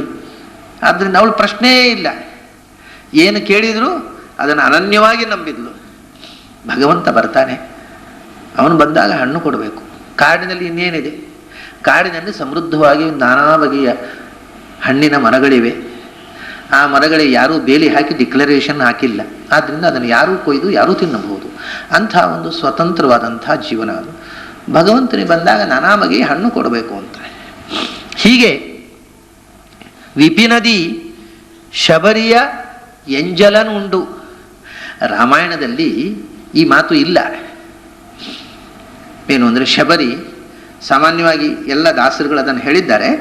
ಅದು ಒಂದು ತಪ್ಪು ಅಂತಲ್ಲ, ಅದನ್ನು ಹೇಳುವಂಥ ಅರ್ಥ ರಾಮಾಯಣದಲ್ಲಿ ಸ್ಪಷ್ಟವಾಗಿ ಸಾಮಾನ್ಯ ಎಲ್ಲರೂ ಇದರ ಅರ್ಥ ಹೇಳುವಾಗ ಶಬರಿ ತಾನು ಕಚ್ಚಿ ಕಚ್ಚಿ ತಿಂದು ಅದು ಹುಳಿ ಇದೆಯೋ ಸಿಹಿ ಇದೆಯೋ ಅಂಥೇಳಿ ಕಚ್ಚಿ ಆಮೇಲೆ ಕೊಡ್ತಿದ್ಲು ರಾಮನಿಗೆ, ಕಚ್ಚಿ ಕೊಡ್ತಿದ್ಲು ಅಂತ. ಹಾಗೆ ಎಲ್ಲಿಯೂ ಇಲ್ಲ. ತಾನು ಒಂದು ಹಣ್ಣನ್ನು ಕಚ್ಚಿ ತಿನ್ನೋದು ಆಮೇಲೆ ರಾಮನಿಗೆ ಕೊಡೋದು ಅದು ಸಭ್ಯತೆ ಅಲ್ಲ. ಅದು ಅಂದರೆ ಅದಕ್ಕೇನು ಅಂದರೆ ಅವಳಿಗೆ ಏನು ಗೊತ್ತಿರಲಿಲ್ಲ. ಎಂಜಲೊಂದು ಏನು ಗೊತ್ತಿಲ್ಲ, ಮಡಿ ಮೇರೆಗೆ ಗೊತ್ತಿಲ್ಲ, ಶಬರು ಬೇಡ್ರ ಹುಡುಗಿ ಅಂತ. ಇದೆಲ್ಲ ಹಾಗೆಲ್ಲ. ಶಬರಿ ಎಂಜಲು ಕೊಡುವುದಂದರೆ, ಇವಾಗ ನೋಡಿ, ನಾವು ಅಡಿಗೆ ಮಾಡಿ ಅಡಿಗೆ ಆದ ಮೇಲೆ ಉಪ್ಪು ಹುಳಿ ಹಾಕಿದ್ದೆಲ್ಲ ಸರಿಯಾಯಿತು ಸಾರಿಗೆ ಅಂತ ಒಂದು ಸ್ಪೂನ್ನಲ್ಲಿ ಬಾಯಿ ಹಾಕ್ಕೊಂಡು ಆಮೇಲೆ ಬಳಸ್ತೇವಲ್ವ, ಅದು ಎಂಜಲು ಬಳಸುವುದು. ಹಾಗೆ ಮೊದಲು ನಾವು ತಿಂದು ಮತ್ತೆ ಭಗವಂತನಿಗೆ ಕೊಡೋದು ಇಷ್ಟೇ. ಅವಳು ಆ ಹಣ್ಣನ್ನು ರುಚಿ ಇದೆಯೋ ಅಂತ ತಾನೇ ಕಚ್ಚಿ ತಿಂದು ಕೊಡುವುದಲ್ಲ. ಹಣ್ಣು ಕೊಯ್ದು ತಂದದ್ರಲ್ಲಿ ಅದು ರುಚಿ ಇದೆಯೋ ಚೆನ್ನಾಗಿದೆಯೋ ಅಂತ ಟೇಸ್ಟ್ ನೋಡಿ, ಒಂದು ಹಣ್ಣನ್ನು ರುಚಿ ನೋಡಿ ಉಳಿದ ಹಣ್ಣನ್ನು ಕೊಡುವುದು ಎಂಜಲು ಕೊಡುವುದು ಅಂತ. ಈಗ ಎಂಜಲು ಅಂತಂದರೆ ತಿಂದದ್ದನ್ನೇ ಕೊಡುವುದಲ್ಲ, ಮೊದಲು ತಿಂದು ಆಮೇಲೆ ಕೊಡುವುದು. ಹಾಗೆ ರುಚಿ ನೋಡಿ ಈ ಹಣ್ಣು ಚೆನ್ನಾಗಿದೆ, ಅವಳು ಕಾಡಿಗೆ ಹೋಗಿ ಎಲ್ಲ ಹಣ್ಣುಗಳ ರುಚಿ ನೋಡೋಳಂತೆ. ಈ ಹಣ್ಣು ಚೆನ್ನಾಗಿದೆ, ಇದು ರಾಮನಿಗೆ ಕೊಡೋಣ ಅಂತ ಸಂಗ್ರಹ ಮಾಡಿ ಇಡೋಳಂತೆ. ಆ ರೀತಿ ಹೊರತು ಒಂದೊಂದು ಹಣ್ಣನ್ನು ಕಚ್ಚೋದು ರಾಮನಿಗೆ ಕೊಡೋದು, ಕಚ್ಚೋದು ರಾಮನಿಗೆ ಕೊಡೋದು ಅಂತ ಹೀಗೆ ಯಾವ ಗ್ರಂಥದಲ್ಲೂ ಇಲ್ಲ, ರಾಮಾಯಣದಲ್ಲೂ ಇಲ್ಲ. ಸಾಮಾನ್ಯ ಈ ಪದ್ಯಕ್ಕೆ ಅರ್ಥ ಹೇಳುವಾಗ ಹಾಗೆ ಹೇಳ್ತಾರೆ, ಹಾಗಲ್ಲ ಅರ್ಥ. ಶಬರಿಯ ಎಂಜಲ ಉಂಡ ಅಂದರೆ ಶಬರಿ ರಾಮನಿಗೋಸ್ಕರ ಕಾದು ನಿಂತು ತಾನು ತಿನ್ನೋದು ತುಂಬ ರುಚಿಯಾದ ಹಣ್ಣು ಅಂತ ಕಂಡ್ರೆ ಅದನ್ನು ರಾಮನಿಗೆ ಅಂತ ತೆಗೆದಿಡೋದು ಆ ಮರದಿಂದ ಕೊಯ್ದು. ಹೀಗೆ ಅನುದಿನ ಕಾದು ಅದು ಆಮೇಲೆ ಆ ಹಣ್ಣು ಹಾಳಾಗಿ ಮರುದಿವಸ ಪುನಃ ರಾಮನಿಗೆ ಅಂತ ತಂದಿಡೋದು, ಕಾಯೋದು. ರುಚಿಯಾದ ಹಣ್ಣು ಕಂಡ ಕೂಡಲೇ ರಾಮನಿಗೆ ಅಂತ ತೆಗೆದಿಡೋದು. ಹೀಗೆ ವರ್ಷಗಳ ಕಾಲ ರಾಮನಿಗೆ ಹಣ್ಣು ತೆಗೆದಿಟ್ಟು ಅದು ಮತ್ತೆ ಮರುದಿವಸ ಬಿಸಾಡೋದು, ಕೊಳತು ಹೋಯ್ತು ಅಂತ. ಹೀಗೆ ಇಡೀ ಜೀವಮಾನ ರಾಮನಿಗೋಸ್ಕರ ಹಣ್ಣಿಟ್ಟು ಕಾದವಳು. ಅದಕ್ಕೋಸ್ಕರ ಅಂಥ ಶಬರಿಯ ಎಂಜಲು ಅಂದರೆ ಅವಳು ತಿಂದು ರುಚಿ ಕಂಡು ಒಳ್ಳೆ ರುಚಿಯಾದ ಹಣ್ಣನ್ನು ತಂದಿಟ್ಟುಕೊಳ್ಳುವವಳು. ಅದನ್ನು ಒಂದು ದಿವಸ ಬಂದು ರಾಮಚಂದ್ರ ಅವಳ ಹೃದಯವಂತಿಕೆಗೆ ಮೆಚ್ಚಿ, ಅವಳು ಅಂಥ ಜ್ಞಾನ ಬುದ್ಧಿ ಬೆಳೆದಂಥ ಹೆಣ್ಣು ಅಲ್ಲ, ಅನನ್ಯವಾದ ಭಕ್ತಿಯಿಂದ, ಅಂದರೆ ಬರೇ ಭಕ್ತಿ ಅಲ್ಲ, ಜ್ಞಾನ, ಈ ಮಹಾತ್ಮಿ ಜ್ಞಾನಪೂರ್ವಕವಾದದ್ದೇ ಜ್ಞಾನ ಇತ್ತು. ಆದರೆ ಭಕ್ತಿ ಪ್ರಧಾನ, ಜ್ಞಾನದ ಅಂಶ ಕಡಿಮೆ. ಅಲ್ಲಿ ಜ್ಞಾನದ ಅಂಶ ಹೆಚ್ಚು, ಭಕ್ತಿ ಅಂಶ ಕಡಿಮೆ. ಭಕ್ತಿ ಜ್ಞಾನ ಸಮಾನ, ಹೀಗೆಲ್ಲ ನಾನಾ ವಿಧಗಳಿರ್ತವೆ ಸಾಧನೆಯಲ್ಲಿ. ಶಬರಿಯ ಎಂಜಲನ್ನು ಉಂಡ. ಏನು ಹಸಿವಾಗಿದೆ ಅಂತ ಉಂಡ ಅವನು. ಯಾಕೆ ಉಂಡ? ಶಬರಿಯನ್ನು ಉದ್ಧಾರ ಮಾಡಬೇಕು ಅಂತ ಉಂಡ, ಅಷ್ಟೇ. ಹಾಗೆ ನಾವು ಕೊಟ್ಟದನ್ನು ಯಾಕೆ ಉಣ್ತಾನೆ? ಅವನ ಹೊಟ್ಟೆ ಹಸಿವಿಗಲ್ಲ, ನಮ್ಮ ಉದ್ಧಾರಕ್ಕೋಸ್ಕರ. ಅದು ಒಂದು ಲೀಲೆ. ಆಮೇಲೆ ಗೋಕುಲದ ಅಬಲೆಯರನು ಒಲಿಸಿದನು, ಋಷಿಪತ್ನಿಯರು ಕೊಟ್ಟ ಅನ್ನ ಸುಭುಜತಾ ಭುಂಜಿಸಿದ. ಆಮೇಲೆ ಗೋಕುಲದಲ್ಲಿ ಕೃಷ್ಣನ ಅವತಾರಕ್ಕೆ ಬಂದರು. ಅಲ್ಲಿಂದ ಕೃಷ್ಣ ಅವತಾರ ಎಲ್ಲ ಬರೇ ಸ್ತ್ರೀಯರನ್ನು ತಗೊಳ್ತಾರೆ ನೋಡಿ. ಗೋಕುಲದ ಅಬಲೆಯರನು ಒಲಿಸಿದನು. ಗೋಕುಲದಲ್ಲಿ ಬಂದು ನಿಂತ, ಬೃಂದಾವನದಲ್ಲಿ ನಿಂತ ಒಂದು ಕೊಳಲು ಹಿಡ್ಕೊಂಡು ಗೋವುಗಳನ್ನು ಆಡಿಸ್ತಾ ಕಾಡಿನಲ್ಲಿ ಅಲೆದ. ಅಲ್ಲೂ ವಿಪಿನದಿ, ಅಲ್ಲೂ ಕಾಡಿನಲ್ಲೇ ತಾನು ಗೋವುಗಳನ್ನು ಮೇಯಿಸ್ತಾ ಕಾಡಿಗೆ ಹೊರಟು ಹೋದ. ಕಾಡಿನಲ್ಲಿ ಗೋವುಗಳನ್ನ ಮೇಯಿಸ್ತಾ ಬಂದ. ಆಮೇಲೆ ಪುನಃ ಸಂಜೆ ಹೊತ್ತು ರಾತ್ರಿ ಹೋಗಿ ಕಾಡಿನಲ್ಲಿ ಕೊಳಲು ಉತ್ತಾ ಕೂತ್ಬಿಡೋನಂತೆ. ರಾತ್ರಿ ಹೊತ್ತು ಇನ್ನೂ 5-6 ವರ್ಷದ ಮಗು ಕೊಳಲು ಹಿಡ್ಕೊಂಡು ಹೋಗಿ ಕಾಡಿನಲ್ಲಿ ಕೊಳಲನ್ನು ಬಾರಿಸ್ತಾ ಕೂತ್ಬಿಡೋನು. ಚಾರುಣ ವೇಣುನಾ ಗೀಯಮಾನಂ ಅಂತ ಹೇಳ್ತಾರೆ ಅವನ್ನ. ಆ ವೇಣುನಾದದಿಂದ ಗಾನ ಮಾಡುವವನಲ್ಲ ಅವನು, ವೇಣುವಿನಿಂದ ಬಾರಿಸುವವನಲ್ಲ, ವೇಣುವಿನಿಂದ ಗಾನ ಮಾಡಲ್ಪಟ್ಟವ ಅಂತ. ಚಾರುಣ ವೇಣುನಾ ಗೀಯಮಾನಂ, ವೇಣುವಿನಲ್ಲಿ ಸ್ವತಃ ಲಕ್ಷ್ಮೀ ಸನ್ನಿಹಿತಳಾಗಿ ಅವನನ್ನು ಸ್ತೋತ್ರ ಮಾಡ್ತಾ ಇದ್ಲು ಅಂತ. ಹೀಗೆ ಕಾಡಿನಲ್ಲಿ ಹೋಗಿ ವೇಣುನಾದ ಮಾಡ್ತಾ ಕೂತ್ಬಿಡುವನು. ಈ ವೇಣುನಾದವನ್ನು ಕೇಳಿ ಆ ಓಂಕಾರನಾದದ ಸೆಳೆತಕ್ಕೆ ಮನೆಯಲ್ಲಿದ್ದಂಥ ಮಕ್ಕಳು ಅಲ್ಲಿ ಅಡಿಗೆ ಮಾಡ್ತಾ ಇದ್ದವಳು, ಅಡಿಗೆ ಬಿಟ್ಟು ಮಗುವನ್ನು ಮಲಗಿಸ್ತಾ ಇದ್ದವಳು, ಮಗುವನ್ನು ಅಲ್ಲೇ ತೊಟ್ಲಲ್ಲಿ ಬಿಟ್ಟು ಆ ನಾದದ ಸೆಳೆತಕ್ಕೆ ಮರುಳಾಗಿ ಹೊರಟು ಹೋಗ್ಬಿಡ್ತಿದ್ರಂತೆ ಹೆಣ್ಣುಮಕ್ಕಳು. ಮತ್ತು ಅಲ್ಲಿ ಹೇಳ್ತಾರೆ, ಈ ಲಿಖಿತ ಚಿತ್ರಮಿವಾಸನ್ ಅಂತ. ಆ ಗೋವುಗಳು ಹಟ್ಟಿಯಲ್ಲಿ ಕಟ್ಟಿದ್ದವು, ಇಲ್ಲದ್ರೆ ಓಡಿ ಹೋಗ್ತಿದ್ದವು. ಅವು ಹಟ್ಟಿಯಲ್ಲಿ ಕಟ್ಟಿದ್ದು ಅಥವಾ ಮೇಯ್ತಾ ಇದ್ದವು. ತಾವು ದಂತದಷ್ಟ ಕವಲಾಹ, ಹುಲ್ಲು ಮೇಯ್ತಾ ಇದ್ದದ್ದು. ಎಷ್ಟು ಅರ್ಧ ಜಗಿದ ಹುಲ್ಲು ಅರ್ಧ ಹಲ್ಲಿನಲ್ಲಿದೆ, ಅರ್ಧ ಕೆಳಕ್ಕೆ ಜಾರಿದೆ. ಹಾಗೆಯೇ ಮೇಯುವುದನ್ನು ಮರೆತು ಸ್ತಬ್ಧಕರಣ, ಕಿವಿ ನಿಮಿರಿ ನಿಂತು ಲಿಖಿತ ಚಿತ್ರಮಿವಾಸನ್, ಅದು ನಿಜವಾದ ಎತ್ತುಗಳೋ ಅಥವಾ ಎತ್ತುಗಳದ ಪೇಂಟಿಂಗು ಅಂತ ಯಾರು ಎಣಿಸ್ಬೇಕು. ಆ ಥರ ಇದು ನಿಂತು ಬಿಟ್ಟುವಂತೆ, ಮೂಮೆಂಟೇ ಇಲ್ಲದೆ ಆ ಸಂಗೀತಕ್ಕೆ. ಎತ್ತುಗಳು, ದನಗಳು. ದಂತದಷ್ಟ ಕವಲಾಹ, ಬಾಯಲ್ಲಿ ಅರ್ಧ ಕಚ್ಚಿದ ಹುಲ್ಲು ಜೋತಾಡ್ತಾ ಇದೆ. ಕಣ್ಣು ಕೃಷ್ಣನ ಕಡೆಗೆ ಇದೆ, ಕಿವಿ ಆ ಸಂಗೀತದ ನಾದಕ್ಕೆ ನೆಟ್ಟಗೆ ಸ್ತಬ್ಧವಾಗಿ ನಿಂತು ಬಿಟ್ಟಿದೆ. ಚಲನೆಯೇ ಇಲ್ಲ, ಮೋಷನ್ಲೆಸ್ ಅಂದ. ಅದು ಹೇಗೆ ಅಂದರೆ ಇದು ನಿಜವಾಗಿ ಹಸುವಿನ ಪೇಂಟಿಂಗು ಅಂತ ನೋಡಬೇಕು ಅಲ್ಲ. ಸ್ತಬ್ಧ ಲಿಖಿತ ಚಿತ್ರನಿವಾಸನ್, ಅಷ್ಟು ಸಮಸ್ತ ಪ್ರಕೃತಿ. ಈ ಹೆಣ್ಣು ಕೂಡ ಅದನ್ನು ಕೇಳಿ ಮನೆಯಲ್ಲಿದ್ದ ಹೆಣ್ಣು ಮಕ್ಕಳೆಲ್ಲ ಕೃಷ್ಣನ ಬಳಿಗೆ ಓಡಿ ಹೋಗುವುದು. ಕೃಷ್ಣನ ಬಳಿಗೆ ಓಡಿ ಹೋದರೆ ಅವನು ಸಂಗೀತ ಹಾಡಿದರೆ ಆ ವೇಣುನಾದಕ್ಕೆ ಸರಿಯಾಗಿ ಕುಣಿದು ಬಿಡೋರದ್ದು ಆನಂದವಾಗಿ. ಗೋಕುಲದ ಮಹಿಳೆಯರನ್ನು ಒಲಿಸಿದನು. ಅವ್ರ ಜೊತೆಗೆ ಇವನು ಹಾಡ್ತಾ ಕುಣಿದು ಬಿಡುವವನು. ಯಾಕೆ? ಅವನಿಗೇನಾಗಬೇಕು? ಕುಣಿದು ಏನಾಗಬೇಕು ಅಂದ್ರೆ ಪಾಪ ಆ ಹೆಣ್ಮಕ್ಕಳು ಇವನನ್ನು ಅನನ್ಯವಾದ ಭಕ್ತಿ ಮಾಡಿದರಲ್ಲ, ಅದು ಪ್ರೇಮ ಪೂರ್ಣವಾದ ಭಕ್ತಿ. ಆ ಭಕ್ತಿಯನ್ನು ಸ್ವೀಕಾರ ಮಾಡೋದಕ್ಕೋಸ್ಕರ ಅವ್ರ ಜೊತೆಗೆ ಕುಣಿದ. ಇವನಿಗೆ ಕುಣಿದು ಏನಾಗಬೇಕಾಗಿದೆ? ಅವ್ರ ಜೊತೆಗೆ ತಾನೂ ಕುಣಿದ, ತಾನೂ ಹಾಡಿದ, ತಾನೂ ಕುಣಿದ. ಅಲ್ಲಿಂದ ನಾನಾ ವಿಧವಾಗಿರತಕ್ಕಂಥ ಇನ್ನು ಅವರು ಯಮುನಾ ನದಿಯಲ್ಲಿ ಸ್ನಾನ ಮಾಡಿ ಕೃಷ್ಣನೇ ಪತಿಯಾಗಬೇಕು ಅಂತ ಕಾತ್ಯಾಯಿನಿ ವ್ರತ ಮಾಡಿದರು. ಕಾತ್ಯಾಯಿನಿ ವ್ರತ ಮಾಡಿದಾಗ ಅವರು ಸ್ನಾನ ಕೇಳಿದಾಗ ಅವರ ಬಟ್ಟೆಯನ್ನು ಅಪಹಾರ ಮಾಡಿ ಮೇಲೆ ಇಟ್ಟುಕೊಂಡು ಅವರನ್ನು ಕೀಟ್ಲೆ ಮಾಡಿದ. ಕೀಟ್ಲೆ ಮಾಡುವ ಮೂಲಕವೂ ಅವರಿಗೆ ಸಂತೋಷ ಕೊಟ್ಟ. ಯಾಕೆಂದರೆ ಅವರು ಬಯಸಿದ್ದು ಕೃಷ್ಣ ಪತಿಯಾಗಬೇಕು ಅಂತ. ಅದನ್ನು ನಾನು ಆದೆ ಅಂತ ತೋರಿಸೋಕ್ಕೋಸ್ಕರ ಅವ್ರ ಬಟ್ಟೆಯನ್ನು ಕಳಿಸಿ ಮೇಲೆ ಇಟ್ಟುಕೊಂಡ. ಹೀಗೆ ಅವರು ಯಾವ ಬಯಕೆ ಹೊತ್ತು ಬಂದರೋ, ಯಾಕೆ ಭೂಮಿಗೆ ಬಂದ ಭಗವಂತ? ಬಂದದ್ದು ಅಲ್ಲದೇ ಇರ್ತಿದ್ರೆ ಆ ಗೋವುಗಳು ಅಷ್ಟು ಸಂತೋಷ ಪಡುವುದು ಸಾಧ್ಯ ಇತ್ತು? ಆ ದೇವಕಿ, ಆ ಯಶೋದೆ, ಆ ನಂದಗೋಪ, ಆ ವಸುದೇವರು ತಂದೆ ತಾಯಿ ಅನ್ನುವ ಭಾವದಿಂದ ಆ ಮುದ್ದಾಡುವುದು ಸಾಧ್ಯವಿತ್ತು ಭಗವಂತನ ರೂಪವನ್ನು? ಅಷ್ಟು ಜನ ಗೋಪಿಕಾ ಸ್ತ್ರೀಯರು ಕೃಷ್ಣನ ಜೊತೆಗೆ ನಡೆದಾಡಿ ಹುಚ್ಚಿದ್ದು ಕುಣಿಯುವುದು ಸಾಧ್ಯವಿತ್ತು? ಮೂಲ ರೂಪದಲ್ಲಿ ಭಗವಂತನ ಧ್ಯಾನ ಮಾಡಿರಿಂದ ಏನು ಮಾಡೋದು? ಈ ಅವತಾರ ರೂಪದಿಂದ ಬಂದು ಇಷ್ಟು ಸಾವಿರ ಸಾವಿರ ಜನಕ್ಕೆ ಆನಂದವನ್ನು ಕೊಟ್ಟ.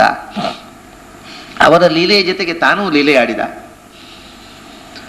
ಅವನಿಗೆ ಏನು ಬೇಕಿತ್ತು? ಬೇಕಾಗಿ ಅಲ್ಲ, ನಮಗಾಗಿ ಬಂದ ಅಂತ.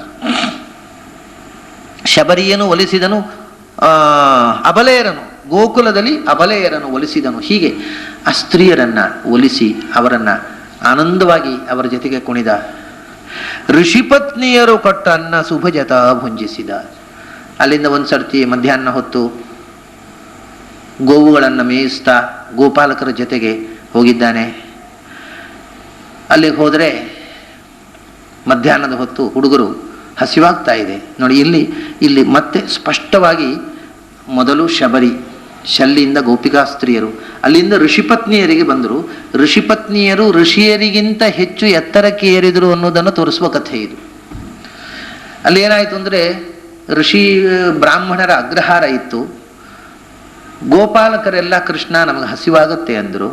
ಹಸಿವಾಗುತ್ತೆ ಅಂದಾಗ ಕೃಷ್ಣ ಹೇಳಿದ, ನೋಡಿ ಅಲ್ಲಿ ಅಗ್ರಹಾರ ಇದೆ, ಅಲ್ಲಿ ಬ್ರಾಹ್ಮಣರ ಮನೆ ಕಾಣ್ತಾ ಇದೆ, ನೀವು ಹೋಗ್ರಿ, ಅಲ್ಲಿ ಹೋಗಿ ಕೇಳ್ರಿ, ನಾನು ಹೇಳಿದ್ದೇನೆ ಹೇಳ್ರಿ. ಕೃಷ್ಣ ಹೇಳಿದ್ದಾನೆ ನಮ್ಗೆ ಹಸಿವಾಗಿದೆ, ಏನಾದ್ರು ಕೊಡಬೇಕಂತೆ, ಕೃಷ್ಣ ಹೇಳಿದ್ದಾನೆ ಹೇಳ್ರಿ.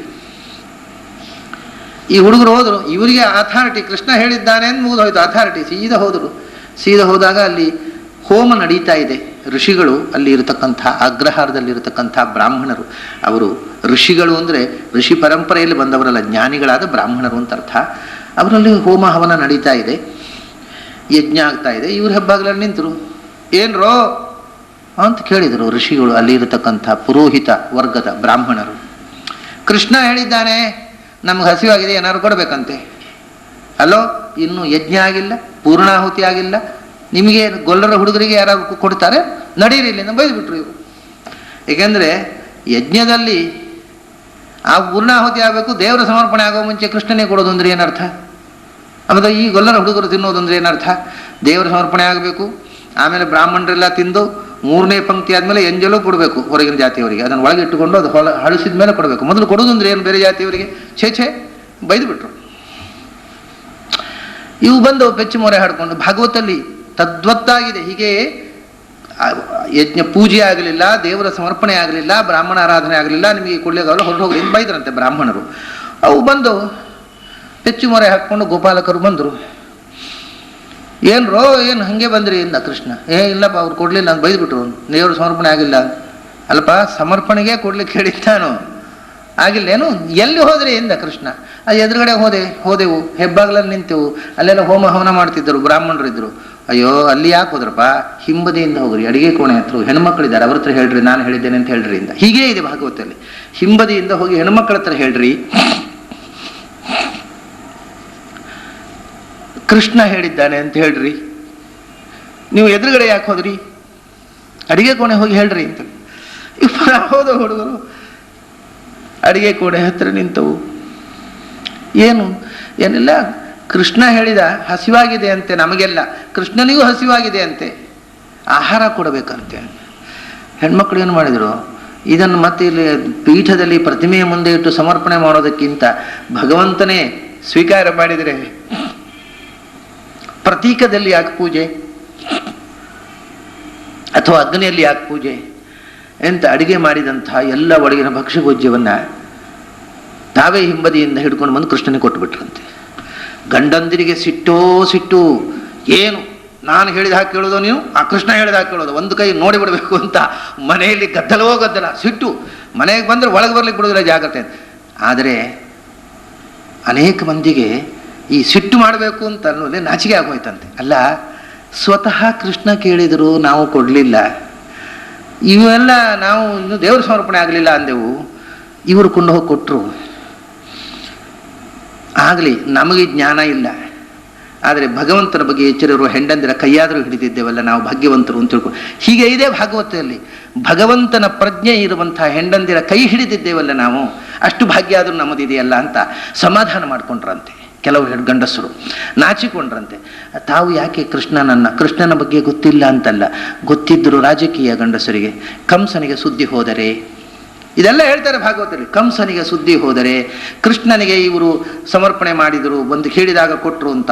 ಕಂಸ ಕೃಷ್ಣನನ್ನು ದ್ವೇಷಿಸ್ತಾನೆ, ಕಂಸ ನಮ್ಮ ರಾಜ, ನಮಗೆ ಯಾಕೆ ರಾಜನ ಜೊತೆಗೆ ನಿಷ್ಠುರ, ಕೃಷ್ಣನ ಜೊತೆಗೆ ನಿಷ್ಠುರ ಆದರೂ ಅಡ್ಡಿ ಇಲ್ಲ, ಕಂಸನ ಜೊತೆಗೆ ನಿಷ್ಠುರ ಬೇಡ ಅಂತ ತೀರ್ಮಾನ ಮಾಡಿದವರು ಗಂಡಸರು. This all political. ಇದು ಅಧ್ಯಾತ್ಮಕ್ಕಿಂತ ಹೆಚ್ಚು ರಾಜಕೀಯ ಮುಖ್ಯ ಆಯಿತು ಗಂಡಸರಿಗೆ. ಹೆಂಗಸರಿಗೆ ಏನಿಲ್ಲ, ಭಗವಂತ ಕರೆದ, ಏನು ಬೇಕಾರಾಗಲಿ ಭಗವಂತ ಕರೆದ, ಕೊಡೋದು ನಮ್ಮ ಕೆಲಸ. ಅವರ ಹೃದಯ ಕೆಲಸ ಮಾಡಿತು, ಬುದ್ಧಿ ಕೆಲಸ ಮಾಡಿದ್ದಲ್ಲ. ಅದಕ್ಕೋಸ್ಕರ ಈ ಕಥೆಗಳನ್ನೆಲ್ಲ ಕೊಡ್ತಾರೆ ನೋಡಿ. ಭಗವಂತನನ್ನು ಒಲಿಸುವ ವಿಧಾನ ಗಂಡಸರಿಗಿಂತ ಹೆಚ್ಚು ಹೆಂಗಸರಿಗೆ ಗೊತ್ತು ಅನ್ನುವಂಥ ಮಾತು ಭಾಗವತದಲ್ಲಿ ಅನೇಕ ಬಾರಿ ಹೇಳ್ತಾರೆ. ಆಗ ಅವರು ಋಷಿಪತ್ನಿಯರು ಕೊಟ್ಟ ಅನ್ನ ಸುಭುಜತ ಭುಂಜಿಪ, ಅಷ್ಟು ತಂದು ಕೊಟ್ಟರು. ಇವನು ತಾನೂ ತಿಂದ, ಗೋಪಾಲಕರಿಗೆಲ್ಲ ಹಂಚಿ.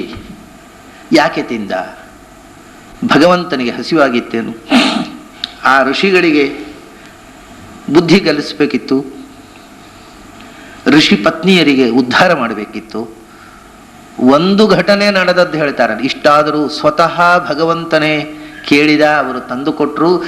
ಅಲ್ಲಿ ಇರತಕ್ಕ ಅಷ್ಟೂ ಮನೆಯವರು ಗಂಡಸರು ಪಶ್ಚಾತ್ತಾಪ ಪಟ್ಟರು. ಆದರೆ ಇಂಥ ಹೆಂಡಂದಿರ ಕೈ ಹಿಡಿದ ನಾವು ಧನ್ಯರು ಅಂತ.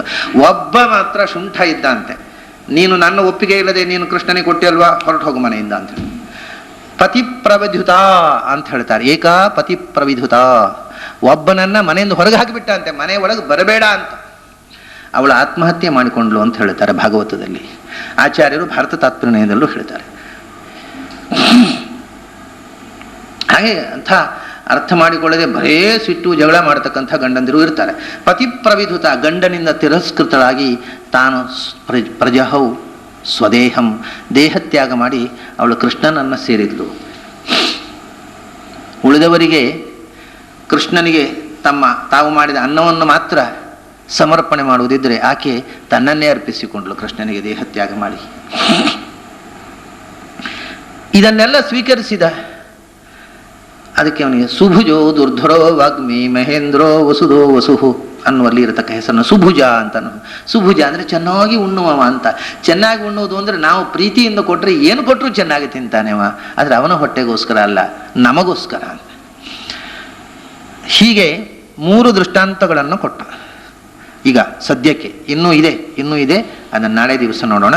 ಒಂದು ಶಬರಿ, ಮತ್ತೊಂದು ಗೋಕುಲದಲ್ಲಿ ಇರತಕ್ಕಂಥ ಗೋಪಿಕಾ ಸ್ತ್ರೀಯರ ಜೊತೆಗೆ ವಿಹಾರ, 3ನೇದ್ದು ಋಷಿಪತ್ನಿಯರು ಕೊಟ್ಟ ಅನ್ನವನ್ನು ಉಂಡು ಆ ಋಷಿಗಳಿಗೆ ಬುದ್ಧಿ ಕಲಿಸಿದಂಥ, ಅವರಿಗೂ ಪಶ್ಚಾತ್ತಾಪ ಆಗುವಂತೆ ಈ ಸ್ತ್ರೀಯರನ್ನು ಉದ್ಧಾರ ಮಾಡಿದಂಥ. 4ನೇ ದೃಷ್ಟಾಂತವು ಒಂದು ಹೆಣ್ಣಿನದ್ದೇ.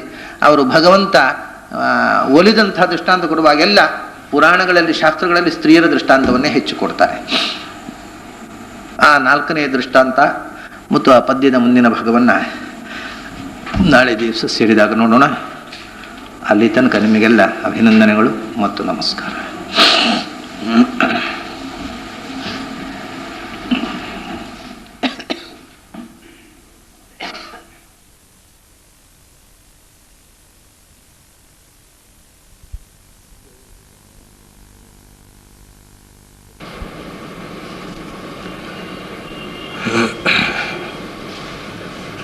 ಜಯತಿ ಪರಾಶರಸೂನು ಸತ್ಯವತೀ ಹೃದಯನಂದನೋ ವ್ಯಾಸಃ ಯಸ್ಯ ಹಾಸ್ಯ ಕಮಲಗಲಿತಂ ವಾಂಗ್ಮಯಮೃತಂ ಜಗತ್ಪಿಬತಿ. ಭುಜಗಭೋಗಾಭಮುದ್ಯಮ್ಯ ಹೃದಯಂ ನಿಜಭುಜಂ ದಕ್ಷಿಣಂ ಲಕ್ಷಣಾಢ್ಯಂ ಲಲಿತಮುದ್ರಿಕ್ತವಿಜ್ಞಾನಮುದ್ರಂ ಭಜ ಭಜ ಅನಂತಮಿತ್ಯಾಲಪಂತಂ ಪ್ರಣತವಾನ್ ಪ್ರಾಣಿನಾಂ ಪ್ರಾಣಭೂತಂ ಪ್ರಣತಿಭಿಃ ಪ್ರೀಣಯೇ ಪೂರ್ಣಬೋಧಂ.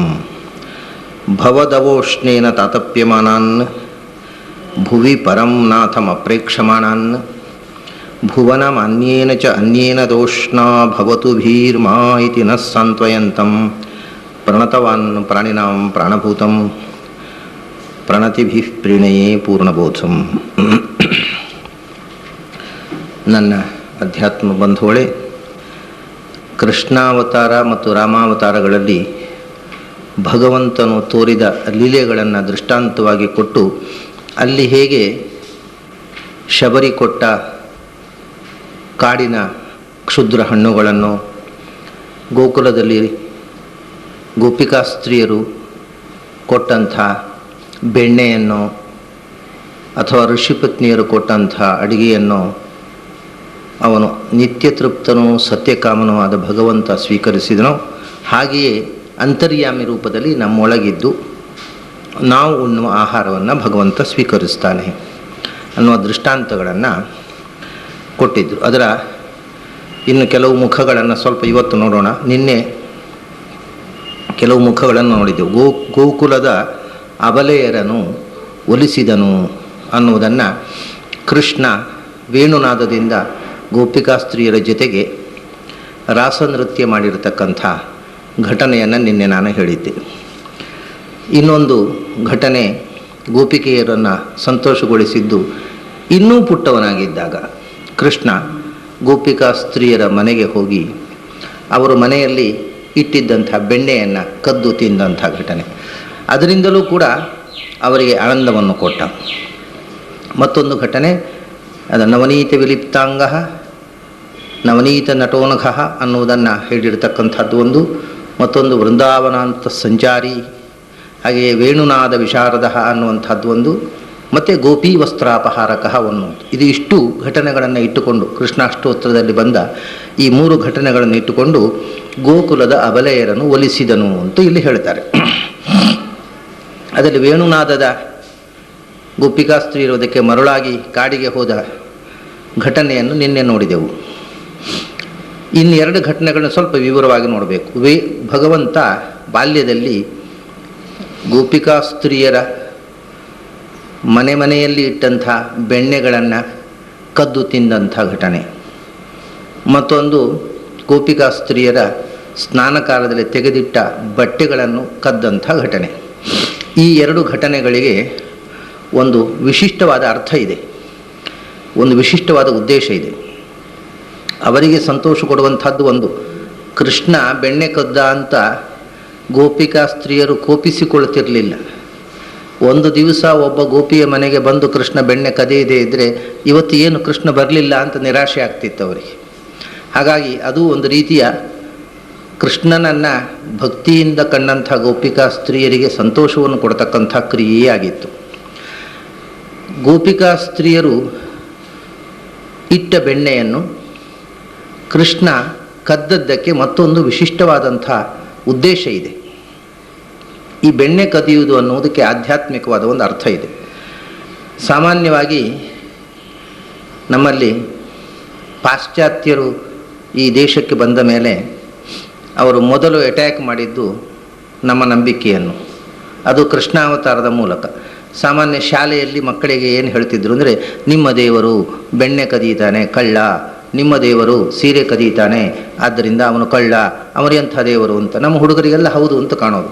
ನಮ್ಮ ದೇವರು ಬಹಳ ಮೋಸ ಆಗೋಯ್ತು, ಬರೀ ಕಳ್ಳ ಆಗಿಬಿಟ್ಟ, ನಮಗವನ್ನು ಸಮರ್ಥನೆ ಮಾಡಲಿಕ್ಕೂ ಆಗೋದಿಲ್ಲ, ತೊಂದರೆ ಆಗೋಯ್ತು, ಈಗ ಮಾಡಬಾರ್ದಿತ್ತು ಕೃಷ್ಣ ಅಂತ ಹುಡುಗರಿಗೆ ಭಾವ ಬರುವಂತೆ ಶಾಲೆಯಲ್ಲಿ ಕೀಟಲೆ ಮಾಡ್ತಿದ್ರು. ಅವರು ಎಷ್ಟು ವ್ಯವಸ್ಥಿತವಾಗಿ ಬ್ರೈನ್ ವಾಶ್ ಮಾಡ್ತಿದ್ರು ಅಂದರೆ, ಇವಾಗ ಉದಾಹರಣೆಗೆ ಕಾನ್ವೆಂಟ್ಗಳಲ್ಲಿ ಅವರು ಕ್ರಿಸ್ಮಸ್ಸಿಗೆ 1 ವಾರ 10 ದಿವಸ 15 ದಿವಸ ರಜೆ ಕೊಡ್ತಾರೆ. ಕೃಷ್ಣಾಷ್ಟಮಿಗೆ ರಜೆ ಕೊಡೋದಿಲ್ಲ. ಮಕ್ಕಳು ಹೋಗಿ ನಮ್ಮ ಹಬ್ಬ ರಜೆ ಕೊಡ್ರಿ ಅಂದರೆ, ನಿಮ್ಮ ಕೃಷ್ಣ ಹುಟ್ಟಿದ್ದು 12 ಗಂಟೆ ರಾತ್ರಿಗಲ್ವಾ, ಆವಾಗ ಕ್ಲಾಸ್ ಇಲ್ಲಲ್ವಾ, ಹಗಲಿಗೆ ಓದಬೇಕಪ್ಪ ಅಂತ ಹೇಳಿ ರಜೆಯನ್ನು ಕೊಡದೆ ಹಾಗೆ ಮಕ್ಕಳಿಗೆ ಕನ್ವಿನ್ಸ್ ಆಗೋ ರೀತಿ, ನಿಮ್ಮ ಕೃಷ್ಣ ಹುಟ್ಟಿದಾಗ ಕ್ಲಾಸ್ ಇಲ್ಲ, ಆವಾಗ ರಜೆಯೇ, 12 ಗಂಟೆ ರಾತ್ರಿಗೆ ಶಾಲೆಗೆ ಬೀಗ ಹಾಕಿರುತ್ತೆ ಅಂತ ಹೀಗೆಲ್ಲ ಮಕ್ಕಳನ್ನು ಬಹಳ ಸುಲಭವಾಗಿ ನಮ್ಮ ಧರ್ಮದ ಕಡೆಗೆ ಅನಾದರ ಬರುವಂಥ ಬಹಳ ಒಂದು ಸೈಕಲಾಜಿಕಲ್ ಟೆಕ್ನಿಕನ್ನು ಬಳಸ್ತಾರೆ ಅವರು. ಹಾಗಾಗಿ ಇದರ ನಿಜವಾದಂಥ ಉದ್ದೇಶವನ್ನು ನಾವು ತಿಳ್ಕೊಳ್ಳದೇ ಇದ್ದರೆ, ಯಾರಾದರೂ ಹಾಸ್ಯ ಮಾಡಿದಾಗ ನಮ್ಮ ಕೃಷ್ಣ ಯಾಕೆ ಹೀಗೆ ಮಾಡಿದ ಅಂತ ನಮಗೂ ತಲೆಬಿಸಿ ಆಗುವಂಥ ಪ್ರಸಂಗ ಬಹಳ ಮಂದಿ ಹೀಗಾಗುತ್ತೆ. ಕೃಷ್ಣ ಬೆಣ್ಣೆ ಕದ್ದದ್ದು, ಕೃಷ್ಣ ಸೀರೆ ಕದ್ದದ್ದರ ಹಿಂದೆ ಇರತಕ್ಕಂಥ ಆಧ್ಯಾತ್ಮಿಕ ಅರ್ಥವನ್ನು ನಾವು ತಿಳ್ಕೊಳ್ಳದೇ ಇದ್ದರೆ ಅದು ಸರಿಯಾಗಿ ಕೃಷ್ಣಾವತಾರದ ಉದ್ದೇಶ, ಸಂದೇಶ ನಮಗೆ ಗೊತ್ತಾಗುವುದಿಲ್ಲ. ಸಾಮಾನ್ಯ ಅವತಾರಗಳಲ್ಲಿ ಒಂದು ವ್ಯವಸ್ಥೆ ಇದೆ, ಪ್ರಾಪ್ತೇ ನರೇಶು ಜನನೇ ನರವತ್ ಪ್ರವೃತ್ತಿ ಅಂತ. ದೇವತೆಗಳು ಮನುಷ್ಯ ರೂಪದಲ್ಲಿ ಬಂದಾಗ ಮನುಷ್ಯರ ಎಲ್ಲ ನೀತಿ ನಿಯಮಗಳನ್ನು ಅನುಸರಿಸುತ್ತಾರೆ ಅಂತ. ದೇವರು ಅವತರಿಸಿದಾಗಲೂ ಸಾಮಾನ್ಯವಾಗಿ ಆ ನಿಯಮಗಳನ್ನು ಪಾಲಿಸ್ತಾನೆ. ರಾಮಾವತಾರದಲ್ಲಿ ಆತ್ಮಾನಂ ಅನುಷಮ್ಮನ್ಯೇ ಅಂತ, ಮನುಷ್ಯರಂತೆ ನಡ್ಕೊಳ್ಳುವುದು ಹೇಗೆ ಅನ್ನುವುದನ್ನೇ ತೋರಿಸಿದ. ಅಲ್ಲಿ ಅತಿಮಾನುಷವಾದ ಶಕ್ತಿಯನ್ನು ಪ್ರದರ್ಶನ ಮಾಡಿದ್ದಕ್ಕಿಂತ ಹೆಚ್ಚು ಮನುಷ್ಯರಂತೆ ನಡ್ಕೊಂಡದ್ದು ಹೆಚ್ಚು. ಆದರೆ ಕೃಷ್ಣಾವತಾರದಲ್ಲಿ ಮಾತ್ರ ಎಲ್ಲ ಮನುಷ್ಯ ನಿಯಮಗಳನ್ನು ಮೀರಿ ಅತಿಮಾನುಷವಾಗಿ ನಡೆದುಕೊಂಡಂಥ ಅವತಾರ.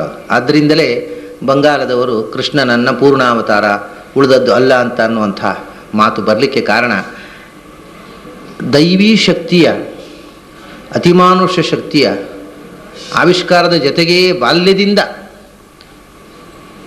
ಪೂತನಾ ಸಂಹಾರದಿಂದ ಹಿಡಿದು ಕೊನೆಯ ತನಕ ಅತಿಮಾನುಷ ಶಕ್ತಿಯನ್ನು ಪ್ರದರ್ಶನ ಮಾಡಿದಂಥ ಒಂದು ರೂಪ ಕೃಷ್ಣ ರೂಪ. ಪ್ರತಿಯೊಂದು ಕ್ರಿಯೆಯಲ್ಲಿ ಒಂದು ಅತಿಮಾನುಷ ಶಕ್ತಿ ಇದೆ ಮತ್ತು ಮನುಷ್ಯನ ನೀತಿ ನಿಯಮಗಳನ್ನು ಉಲ್ಲಂಘಿಸಿದಂಥ ವಿಶಿಷ್ಟವಾದ ಅವತಾರ. ನಾನು ಮನುಷ್ಯ ಜಾತಿಯ ನಿಯಮಕ್ಕೆ ಬದ್ಧನಲ್ಲ ಅನ್ನುವುದನ್ನು ತೋರಿಸಿಕೊಂಡೇ ಬೆಳೆದಂಥ ಅವತಾರ ಅದು. ಆದರೆ ಇದರಲ್ಲಿ ಮನುಷ್ಯರು ತಪ್ಪು ತಿಳ್ಕೊಳ್ಳುವುದಕ್ಕೂ ಅವಕಾಶ ಇದೆ, ಅದರ ಒಳಗಿರತಕ್ಕಂಥ ಅಧ್ಯಾತ್ಮವನ್ನು ತಿಳ್ಕೊಂಡು ಉದ್ಧಾರ ಆಗುವುದಕ್ಕೂ ಅವಕಾಶ ಇದೆ. ಎಂದು ಎರಡೂ ಭಗವಂತನ ಕ್ರಿಯೆ ತಾನೇ. ಜ್ಞಾನಿಗಳಿಗೆ ಜ್ಞಾನ ಕೊಡಬೇಕು, ಅಜ್ಞಾನಿಗಳಿಗೆ ಅಜ್ಞಾನ ಕೊಡಬೇಕು, ವಿಪರೀತ ಜ್ಞಾನಿಗಳಿಗೆ ವಿಪರೀತ ಜ್ಞಾನ ಕೊಡಬೇಕು. ಕೆಲವರಿಗೆ ಕೃಷ್ಣ ಬೆಣ್ಣೆಯನ್ನು ಯಾಕೆ ಕದ್ದ ಅಂತ ಅನ್ನೋದು ಒಂದು ಸಂಶಯ, ಡೌಟು, ಅಜ್ಞಾನ. ಕೆಲವರು ನೋಡಿದ್ರ ಕೃಷ್ಣ ಅವನು ದೇವರು ಅಂತಾನೆ, ಅವನು ಕದೀತಾನೆ, ಅವನೆಂಥ ದೇವರು ಅಂತ ವಿಪರೀತ ಜ್ಞಾನ. ನಿಜವಾದ ಜ್ಞಾನಿಗಳಿಗೆ ಅದರಿಂದ ಮಹಾ ಆನಂದ ಆಯಿತು. ಯಾಕೆ ಅಂದರೆ ಅದರಲ್ಲಿ ಒಂದು ಆಧ್ಯಾತ್ಮಿಕವಾದ ಅರ್ಥ ಇದೆ. ಗೋಪಿಕಾ ಸ್ತ್ರೀಯರು, ನಾನು ಆಗ ಹೇಳಿದೆ, ಕೃಷ್ಣ ಒಂದು ದಿವಸ ಬೆಣ್ಣೆ ಕದಿಯಲಿಕ್ಕೆ ಬಾರದೇ ಇದ್ದರೆ ನಿರಾಶರಾಗುತ್ತಿದ್ರು ಹೊರತು ಕದ್ದದ್ದರಿಂದ ಅಲ್ಲ. ಹಾಗಾದರೆ ಭಗವಂತನಿಗೆ ಬೆಣ್ಣೆ ಕೊಡಬೇಕು ಅಂತಲೇ ಕಾದು ಕೂತವರು. ಅದಕ್ಕೋಸ್ಕರ ಇವನು ಹೋಗಿ ಆ ಬೆಣ್ಣೆಯನ್ನು ತಿನ್ನುತ್ತಿದ್ದ ಅಂತ. ಬೆಣ್ಣೆ ಅಂದರೆ ಏನು, ಸ್ಪಿರಿಚುವಲಿ ಬೆಣ್ಣೆ ಅಂದರೆ ಏನು, ಇದೆಲ್ಲಕ್ಕೂ ಒಂದು ಸ್ಪಿರಿಚುವಲ್ ಆಗಿರತಕ್ಕಂಥ ಅರ್ಥ ಇದೆ. ನಮ್ಮಲ್ಲಿ ಹೃದಯದಲ್ಲಿ ಹೃದಯ ನವನೀತ ಅಂತ ಒಂದು ಶಬ್ದ ಹೇಳ್ತಾರೆ ಶಾಸ್ತ್ರದಲ್ಲಿ, ಮತ್ತು ಕಾವ್ಯಗಳಲ್ಲಿಯೂ ಇದೆ ಹೃದಯ ನವನೀತ ಅಂತ, ಎದೆಯ ಬೆಣ್ಣೆ ಅಂತ. ಎದೆಯ ಬೆಣ್ಣೆ ಅಂತಂದರೆ ಏನು ಅಂತ ನಮಗೆ ಗೊತ್ತಾದರೆ ಬೆಣ್ಣೆ ಕದಿಯುವುದು ಅಂದರೆ ಏನು ಅನ್ನೋದು ಅರ್ಥವಾಗತ್ತೆ. ಗೋಪಿಕಾ ಸ್ತ್ರೀಯರು ಬರೇ ಮಡಕೆಯಲ್ಲಿ ಬೆಣ್ಣೆ ಇಟ್ಟವರಲ್ಲ, ಹೃದಯದಲ್ಲಿ ಬೆಣ್ಣೆ ಇಟ್ಟು ಭಗವಂತನನ್ನು ಕರೆದವರು. ಈ ಬೆಣ್ಣೆ ನಮ್ಮೆಲ್ಲರ ಮನೆಯಲ್ಲೂ ಈ ಬೆಣ್ಣೆ ಇರಬೇಕು ಮತ್ತು ಭಗವಂತನನ್ನು ನಾವು ಆ ಬೆಣ್ಣೆ ಕದಿಯಲಿಕ್ಕೋಸ್ಕರ ಕರೀತಾ ಇರ್ತೀವಿ. ಭಗವಂತ ಕದಿಯದೇ ಇದ್ದರೆ ಆ ಬೆಣ್ಣೆಯನ್ನು ನಮ್ಮ ಎಲ್ಲ ಸಾಧಕರಿಗೂ ನಿರಾಶೆ ಆಗಬೇಕು. ಇಂಥ ಒಂದು ಬೆಣ್ಣೆ ಕದಿಯುವ ಕ್ರಿಯೆ ಇದೆ ಅಧ್ಯಾತ್ಮದಲ್ಲಿ. ಅದು ಯಾವುದು ಅಂತಂದರೆ ಹೃದಯ ನವನೀತ ಅಂತ. ಹೃದಯ ನವನೀತ ಅಂದರೆ ಏನು ಅಂತ ಗೊತ್ತಾಗಬೇಕಾಗಿದ್ದರೆ, ಈ ದೇಹದ ಒಳಗೆ 7 ಶಕ್ತಿ ಕೇಂದ್ರಗಳಿವೆ ಅಂತ ಈ ಮೊದಲು ಸಂದರ್ಭದಲ್ಲಿಯೂ ನಾನು ಹೇಳಿದ್ದೆ. ಮೂಲಾಧಾರದಿಂದ ಹಿಡಿದು ಮೂಲಾಧಾರ, ಸ್ವಾಧಿಷ್ಠಾನ, ಮಣಿಪೂರ, ಅನಾಹತ, ವಿಶುದ್ಧಿ, ಆಮೇಲೆ ಸಹಸ್ರಾರ, ಇದು ಆಜ್ಞಾಚಕ್ರ, ಸಹಸ್ರಾರ ಅಂತ. ಅಲ್ಲಿಗೆ ಸಹಸ್ರಾರ, ಇದನ್ನು 7 ಇರ್ತಾರೆ.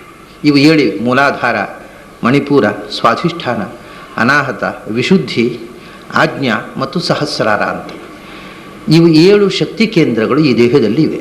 ಮೂಲಾಧಾರ ಅನ್ನುವಂಥದ್ದು ಮಲಮೂತ್ರ ವಿಸರ್ಜನೆಯ ಕೇಂದ್ರಗಳ ನಡುವಿನಲ್ಲಿ ಇರತಕ್ಕಂಥ, ಅದನ್ನೇ ಕುಂಡಲಿನಿ ಶಕ್ತಿ ಅಂತಾರೆ.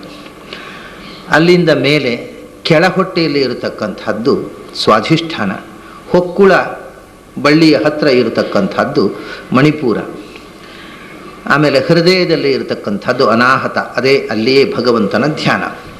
ಅಲ್ಲಿಂದ ಮೇಲೆ ಕಂಠಮೂಲದಲ್ಲಿ ಇರತಕ್ಕಂಥದ್ದು ವಿಶುದ್ಧಿ ಚಕ್ರ, ಭ್ರೂ ಮಧ್ಯದಲ್ಲಿ ಇರತಕ್ಕಂಥದ್ದು ಅಜ್ಞಾಚಕ್ರ, ತಲೆಯಿಂದ 12 ಅಂಗುಲ ಮೇಲಕ್ಕೆ ಇರುವಂಥದ್ದು ಸಹಸ್ರಾರ. ಇವು 7 ಶಕ್ತಿ ಕೇಂದ್ರಗಳು. ಈ ಶಕ್ತಿ ಕೇಂದ್ರಗಳಿಗೆ ಸಂಬಂಧಪಟ್ಟು 7 ಗ್ಲ್ಯಾಂಡುಗಳು ಇವೆ ನಮ್ಮ ದೇಹದಲ್ಲಿ. ಮೂಲಾಧಾರ ಅದಕ್ಕೆ ಸಂಬಂಧಪಟ್ಟಂಥ ಗ್ಲ್ಯಾಂಡನ್ನೇ ಗೊನ್ಯಾಡ್ ಅಂತ ಹೇಳೋದು. ಸ್ವಾಧಿಷ್ಠಾನಕ್ಕೆ ಸಂಬಂಧಪಟ್ಟದ್ದನ್ನೇ ಸೆಲ್ಸ್ ಆಫ್ ರೀಡಿಂಗ್ ಅಂತ ಹೇಳೋದು. ಈ ಮಣಿಪುರಕ್ಕೆ ಸಂಬಂಧಪಟ್ಟದ್ದೇ ಎಡ್ರಿನಲ್ ಗ್ಲ್ಯಾಂಡು ಅಂತಾರೆ. ಅದು ಹುಕ್ಕುಳ ಆಚೆ ಈಚೆಯಿಂದ 2 ಗ್ಲ್ಯಾಂಡ್ಗಳಿವೆ, ಎಡ್ರಿನಲ್ಸ್ ಅಂತಾರೆ. ಅನಾಹತ ಚಕ್ರಕ್ಕೆ ಸಂಬಂಧಪಟ್ಟದ್ದೇ ಹೃದಯದಲ್ಲಿರ್ತಕ್ಕಂಥದ್ದೇ ಥೈಮಸ್ ಗ್ಲ್ಯಾಂಡು ಅಂತ. ಕಂಠದಲ್ಲಿ ಇರತಕ್ಕಂಥ ಈ ವಿಶುದ್ಧಿ ಚಕ್ರಕ್ಕೆ ಸಂಬಂಧಪಟ್ಟದ್ದೇ ಥೈರಾಯ್ಡ್ ಮತ್ತು ಪ್ಯಾರಾಥೈರಾಯ್ಡ್. ಆಜ್ಞಾಚಕ್ರಕ್ಕೆ ಸಂಬಂಧಪಟ್ಟದ್ದು ಮೆದುಳಿನ ಕೆಳಗೆ ಇರತಕ್ಕಂಥ ಪೈನಿಯಲ್ ಗ್ಲ್ಯಾಂಡು. ಸಹಸ್ರಾರಕ್ಕೆ ಸಂಬಂಧಪಟ್ಟದ್ದು ಪಿಚ್ಯುಟರಿ ಗ್ಲ್ಯಾಂಡು. ಹೀಗೆ ನಮ್ಮ ದೇಹದಲ್ಲಿ ವೈದ್ಯಶಾಸ್ತ್ರಕ್ಕೆ ಸಂಬಂಧಪಟ್ಟ 7 ಗ್ಲ್ಯಾಂಡುಗಳಿವೆ, ಆಧ್ಯಾತ್ಮಕ್ಕೆ ಸಂಬಂಧಪಟ್ಟ 7 ಕೇಂದ್ರಗಳಿವೆ. 7 ಭೌತಿಕ ಗ್ರಂಥಿಗಳು ಮತ್ತು ಅದಕ್ಕೆ ಸಂಬಂಧಪಟ್ಟಂಥ 7 ಶಕ್ತಿ ಕೇಂದ್ರಗಳು. ಇಸ್ಲಾಂ ಧರ್ಮದಲ್ಲಿ ಇದನ್ನು 7 ದೇರ್ ಆರ್ 7 ನಾಟ್ಸ್ ಅಂತ ಹೇಳ್ತಾರೆ, 7 ಗಂಟುಗಳು ಅಂತ. ಅದನ್ನೇ ಗ್ರಂಥಿಗಳು ಅಂತ, ನಿರ್ನಾಳ ಗ್ರಂಥಿಗಳು ಅಂತ ಹೇಳ್ತಾರೆ. ಕುರಾನ್ನಲ್ಲಿ ಅದನ್ನು ನಾಟ್ಸ್ ಅಂತ ಹೇಳ್ತಾರೆ. 7 ಗಂಟುಗಳು ಅಂತ, ಅಂದರೆ ಮೇಲೆ ಹೋಗುವ ಹಗ್ಗ, ಆ ಹಗ್ಗದಲ್ಲಿ ನಮ್ಮ ಕಾಲು ಊರುವುದಕ್ಕೋಸ್ಕರ ಗಂಟು ಹಾಕ್ತಾರೆ. ಗಂಟು ಹಾಕಿದರೆ ಅಲ್ಲಿ ಕಾಲಿಗೆ ಗ್ರಿಪ್ ಸಿಗ್ತದೆ. ಹೀಗೆ ಅಧ್ಯಾತ್ಮದಲ್ಲಿ ಮೇಲೆ ಹೋಗಲಿಕ್ಕೋಸ್ಕರ 7 ಗಂಟುಗಳಿವೆ ಅಂತ ಇಸ್ಲಾಮಿನಲ್ಲಿ ಹೇಳ್ತಾರೆ. ಆ ಗಂಟುಗಳು ಅಂದರೆ ನಿಜವಾಗಿ ಗಂಟುಗಳಲ್ಲ, ಅವು ಶಕ್ತಿ ಕೇಂದ್ರಗಳು ಅಂತ ಅದನ್ನು ಸ್ಪಷ್ಟವಾಗಿ ನಮ್ಮ ಶಾಸ್ತ್ರದಲ್ಲಿ ಹೇಳ್ತಾರೆ. ಈ ಗ್ರಂಥಿಗಳಿಗೂ ಅಂದರೆ ಆ ನಿರ್ನಾಳ ಗ್ಲ್ಯಾಂಡುಗಳಿಗೂ ಈ ಶಕ್ತಿ ಕೇಂದ್ರಗಳಿಗೂ ಪರಸ್ಪರ ಸಂಬಂಧ ಇದೆ, ಒಂದಕ್ಕೊಂದು ಸಂಬಂಧಪಟ್ಟದ್ದು. ಅದು ಸಾಮಾನ್ಯವಾಗಿ ನಾನು ಅದಕ್ಕೆ ದೃಷ್ಟಾಂತ ಕೊಡುವುದಿದ್ದರೆ ಸ್ವಿಚ್ಚು ಮತ್ತು ದೀಪ ಇದ್ದ ಹಾಗೆ. ಶಕ್ತಿ ಕೇಂದ್ರಗಳು ಬಲ್ಬುಗಳು, ಅವು ದೀಪವನ್ನು ಬೆಳಗಿಸುವಂಥವುಗಳು. ಈ ಗ್ಲ್ಯಾಂಡುಗಳು ಸ್ವಿಚ್ಗಳಿದ್ದ ಹಾಗೆ, ಅವು ಬೆಳಗಿಸುವಂಥವುಗಳಲ್ಲ. ಆದರೆ ಸ್ವಿಚ್ ಗೊತ್ತಿಲ್ಲದೆ ಇದ್ದವನಿಗೆ ದೀಪ ಗೊತ್ತಿಲ್ಲ ಅಂದರೆ ಸ್ವಿಚ್ ಗೊತ್ತಿರಬೇಕು, ದೀಪ ಗೊತ್ತಾಗಬೇಕು. ಅಂದರೆ ಬರೇ ಸ್ವಿಚ್ ತಿಳಿದವನಿಗೆ ದೀಪದ ಬೆಳಕು ಸಿಗುವುದಿಲ್ಲ, ಬರೇ ದೀಪ ನೋಡಿದವನಿಗೆ ಅದನ್ನು ಬೆಳಗಿಸಲಿಕ್ಕಾಗುವುದಿಲ್ಲ. ಸ್ವಿಚ್, ದೀಪದ ಬಲ್ಬು ಗೊತ್ತಿದ್ದರೆ ಸಾಲದು, ಸ್ವಿಚ್ ಗೊತ್ತಿರಬೇಕು, ಸ್ವಿಚ್ ಗೊತ್ತಿದ್ದರೆ ಸಾಲದು, ಬಲ್ಬು ಗೊತ್ತಿರಬೇಕು. ಅದರಿಂದ ಇದು ಎರಡನ್ನೂ ತಿಳಿದಾಗ ಮಟೀರಿಯಲ್ ಆಸ್ಪೆಕ್ಟ್ ಆಗಿರತಕ್ಕಂಥ ಗ್ರಂಥಿಗಳು, ಗ್ಲ್ಯಾಂಡ್ಸ್, ಸ್ಪಿರಿಚುವಲ್ ಆಸ್ಪೆಕ್ಟ್ ಆಗಿರತಕ್ಕಂಥ ಆ 7 ಶಕ್ತಿ ಕೇಂದ್ರಗಳು ಎರಡನ್ನೂ ತಿಳಿದಾಗ ದೇಹದ ಒಳಗಿನ ಬೆಳವಣಿಗೆಯನ್ನು ಸರಿಯಾಗಿ ಬೆಳೆಸಿಕೊಳ್ಳಲಿಕ್ಕೆ ಸಾಧ್ಯವಾಗ್ತದೆ. ಇದರಲ್ಲಿ ಕೆಲವರಿಗೆ ಈ ಒಳಗಿರತಕ್ಕಂಥ ಶಕ್ತಿ ಕೇಂದ್ರಗಳ ಹೆಸರು ಗೊತ್ತಿದೆ, ಆದರೆ ಸ್ವಿಚ್ ಗೊತ್ತಿಲ್ಲ. ನಮ್ಮ ವೈದ್ಯರುಗಳಿಗೆ ಸ್ವಿಚ್ ಗೊತ್ತಿದೆ, ಅಂದರೆ ಗ್ಲ್ಯಾಂಡ್ಸ್ ಗೊತ್ತಿದೆ, ಆದರೆ ಬಲ್ಬು ಗೊತ್ತಿಲ್ಲ. ಹೀಗೆ ಒಂದು ಥರ ಇಬ್ಬರೂ ಕೂಡ ದೇಹವನ್ನು ಬಳಸಿಕೊಳ್ಳದೆ, ಅದರ ಶಕ್ತಿಯನ್ನು ಬಳಸಿಕೊಳ್ಳದೆ ವ್ಯಯವಾಗ್ತಾ ಇದೆ ಈ ದೇಹದಲ್ಲಿ. ಈ ಶಕ್ತಿಯನ್ನು ಬಳಸಿಕೊಳ್ಳುವುದಕ್ಕೋಸ್ಕರ 7 ಶಕ್ತಿ ಕೇಂದ್ರಗಳನ್ನು ತಿಳಿದುಕೊಳ್ಳಬೇಕು ಅಂತಾಯಿತು. ಈ 7 ಶಕ್ತಿ ಕೇಂದ್ರಗಳ ಹೆಸರು ಹೇಳಿದೆ ನಾನು, ಅದನ್ನೇ 7 ಸಮುದ್ರಗಳು ಅಂತ ಹೇಳ್ತಾರೆ ಶಾಸ್ತ್ರದಲ್ಲಿ. 7 ಶಕ್ತಿ ಕೇಂದ್ರಗಳೇ 7 ಸಮುದ್ರಗಳು ಅಂತ. ಸಮುದ್ರಗಳು ಅಂತಂದರೆ ದೇಹದೊಳಗೆ ಇರತಕ್ಕ 7 ಶಕ್ತಿ ಕೇಂದ್ರಗಳನ್ನು 7 ಸಮುದ್ರಗಳು ಅಂತ. ಅದು ಹೇಗೆ ಅಂದರೆ ಲವಣ, ಇಕ್ಷು, ಸುರ, ಸರ್ಪಿಹಿ, ದಧಿ, ಕ್ಷೀರ, ಅಮೃತ ಅಂತ 7 ಸಮುದ್ರಗಳು. ಒಂದು ಸಮುದ್ರ ಲವಣ, ಉಪ್ಪಿನ ಸಮುದ್ರ. ಎರಡನೆಯ ಸಮುದ್ರ ಇಕ್ಷು, ಕಬ್ಬಿನ ಹಾಲಿನ ಸಮುದ್ರ. ಮೂರನೆಯ ಸಮುದ್ರ ಸುರ, ಕಳ್ಳಿನ ಸಮುದ್ರ. ನಾಲ್ಕನೆಯ ಸಮುದ್ರ ಸರ್ಪಿಹಿ ಅಂದರೆ ಬೆಣ್ಣೆಯ ಸಮುದ್ರ. ಐದನೆಯ ಸಮುದ್ರ ದಧಿ, ಮೊಸರಿನ ಸಮುದ್ರ. ಆರನೆಯ ಸಮುದ್ರ ಕ್ಷೀರ, ಹಾಲಿನ ಸಮುದ್ರ. ಏಳನೆಯ ಸಮುದ್ರ ಅಮೃತ ಜಲ, ಶುದ್ಧೋದಕದ ಸಮುದ್ರ ಅಂತ.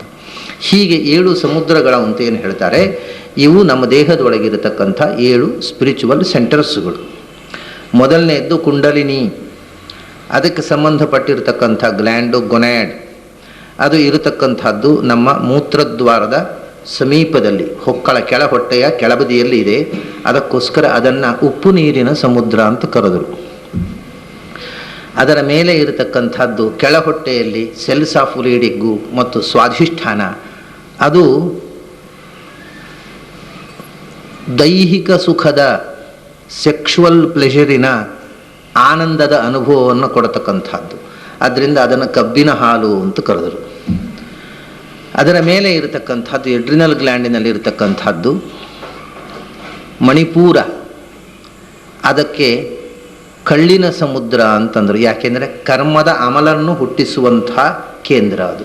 ಆದ್ದರಿಂದ ಅದನ್ನು ಕಳ್ಳಿನ ಸಮುದ್ರ ಅಂತ ಕರೆದರು. ಅದರ ಮೇಲೆ ಇರತಕ್ಕಂಥದ್ದು ಹೃದಯದ ಥೈಮಸ್ ಗ್ಲ್ಯಾಂಡು, ಅನಾಹತ ಚಕ್ರ, ಅದನ್ನು ಬೆಣ್ಣೆಯ ಸಮುದ್ರ ಅಂತ ಕರೆದರು. ಈಗ ಹೃದಯ ನವನೀತ ಅಂತ ಯಾಕೆ ಹೇಳ್ತಾರೆ ಅನ್ನೋದು, ಸಮುದ್ರ ಅದು ಬೆಣ್ಣೆಯ ಸಮುದ್ರ. ಎಂಥ ಬೆಣ್ಣೆ? ಭಕ್ತಿಯ ಬೆಣ್ಣೆ. ಭಕ್ತಿಯ ಬೆಣ್ಣೆ ಹೃದಯದಲ್ಲಿ ತುಂಬಿರಬೇಕು. ಹಾಗಾದರೆ ಬೆಣ್ಣೆ ಅಂತಂದರೆ ಹೃದಯ, ಅದನ್ನು ಸೋಮರಸ ಅಂತ ಹೇಳ್ತಾರೆ ಅಂತ ನಾನು ಬೆಳಿಗ್ಗೆ ಹೇಳಿದೆ. ಸೋಮರಸ ಮತ್ತು ಬೆಣ್ಣೆ ಏನೇನೆ ಹೃದಯ ಭಕ್ತಿಯಿಂದ ತುಂಬಿದಾಗ ಅದು ಭಕ್ತಿಯ ನವನೀತ ಹೃದಯದಲ್ಲಿ ತುಂಬಬೇಕು. ಅದು ಬೆಣ್ಣೆಯ ಸಮುದ್ರ. ಅಲ್ಲಿ ಬೆಣ್ಣೆ ಆಗಬೇಕಾಗಿದ್ದರೆ ಮೊದಲು ಮೊಸರು ಬೇಕು. ಅದು ಅನಾಹತ. ಇಲ್ಲಿ ಅನಾಹತದಿಂದ ವಿಶುದ್ಧಿ ಚಕ್ರ, ಇದು ಮೊಸರಿನ ಸಮುದ್ರ ಅಂತ. ಮೊಸರು ಆಗಬೇಕಾದ್ರೆ ಹಾಲು ಇರಬೇಕು. ಅದನ್ನು ಭೂಮಧ್ಯದಲ್ಲಿ ಕ್ಷೀರ ಸಮುದ್ರ ಅಂದರು. ಆಮೇಲೆ ಅಮೃತ ವೃಷ್ಟಿಯ ಆಪ್ಲಾವಾಯಿತು, ಶಿರಸ್ಸಿನಲ್ಲಿ ಇರತಕ್ಕಂಥದ್ದು ಶುದ್ಧೋದಕ ಅಂತ. ಹೀಗೆ ಈ 7 ಶಕ್ತಿ ಕೇಂದ್ರಗಳಿಗೆ 7 ಸಂಕೇತಗಳನ್ನು ಕೊಟ್ಟಿದ್ದಾರೆ. ಹೃದಯಕ್ಕೆ ಸಂಕೇತ ಸರ್ಪಿಹಿ ಅಂತ. ಸರ್ಪಿಹಿ ಅಂದರೆ ತುಪ್ಪ. ತುಪ್ಪ ಅಂದರೆ ನಾನು ಹೇಳಿದೆ, ತುಪ್ಪ ಅಂದರೆ ಬೆಣ್ಣೆ, ಬೆಣ್ಣೆ ಅಂದರೆ ತುಪ್ಪ. ತುಪ್ಪ ಅಂದರೆ ಕಾಸಿದ ಬೆಣ್ಣೆ, ಬೆಣ್ಣೆ ಅಂದರೆ ಕಾಸದ ತುಪ್ಪ ಅಷ್ಟೇ. ಹಾಗಾಗಿ ಇದು ಬೆಣ್ಣೆ ಅಂತ ಹೇಳ್ತಾರೆ, ತುಪ್ಪ ಅಂತ ಹೇಳ್ತಾರೆ. ಹೃದಯದ ಸಮುದ್ರವನ್ನು ತುಪ್ಪದ ಸಮುದ್ರ ಅಥವಾ ಬೆಣ್ಣೆಯ ಸಮುದ್ರ ಅಂತ. ಹಾಗಾದರೆ ನಮ್ಮ ಹೃದಯದ ಬೆಣ್ಣೆಯನ್ನು ಭಗವಂತ ಕದಿಯಬೇಕು. ಅದು ಇರೋದೇ ಅವನು ಕದಿಯುವುದಕ್ಕೋಸ್ಕರ. ಅದು ಕದಿಯದೇ ಇದ್ದರೆ ವೇಸ್ಟ್ ಆಗುತ್ತೆ. ಅದು ಹೃದಯದಲ್ಲಿ ಬೆಣ್ಣೆ ತುಂಬುವುದು ಅಂದರೆ ಭಕ್ತಿ ತುಂಬುವುದು. ಆ ಭಕ್ತಿ ಭಗವಂತನಿಗೋಸ್ಕರ ನಾವು ಭಕ್ತಿ ಮಾಡಿ, ಅದನ್ನು ಭಗವಂತ ಸ್ವೀಕಾರ ಮಾಡದೇ ಇದ್ದರೆ ಎಂಥ ದುಃಖ ನೋಡಿ.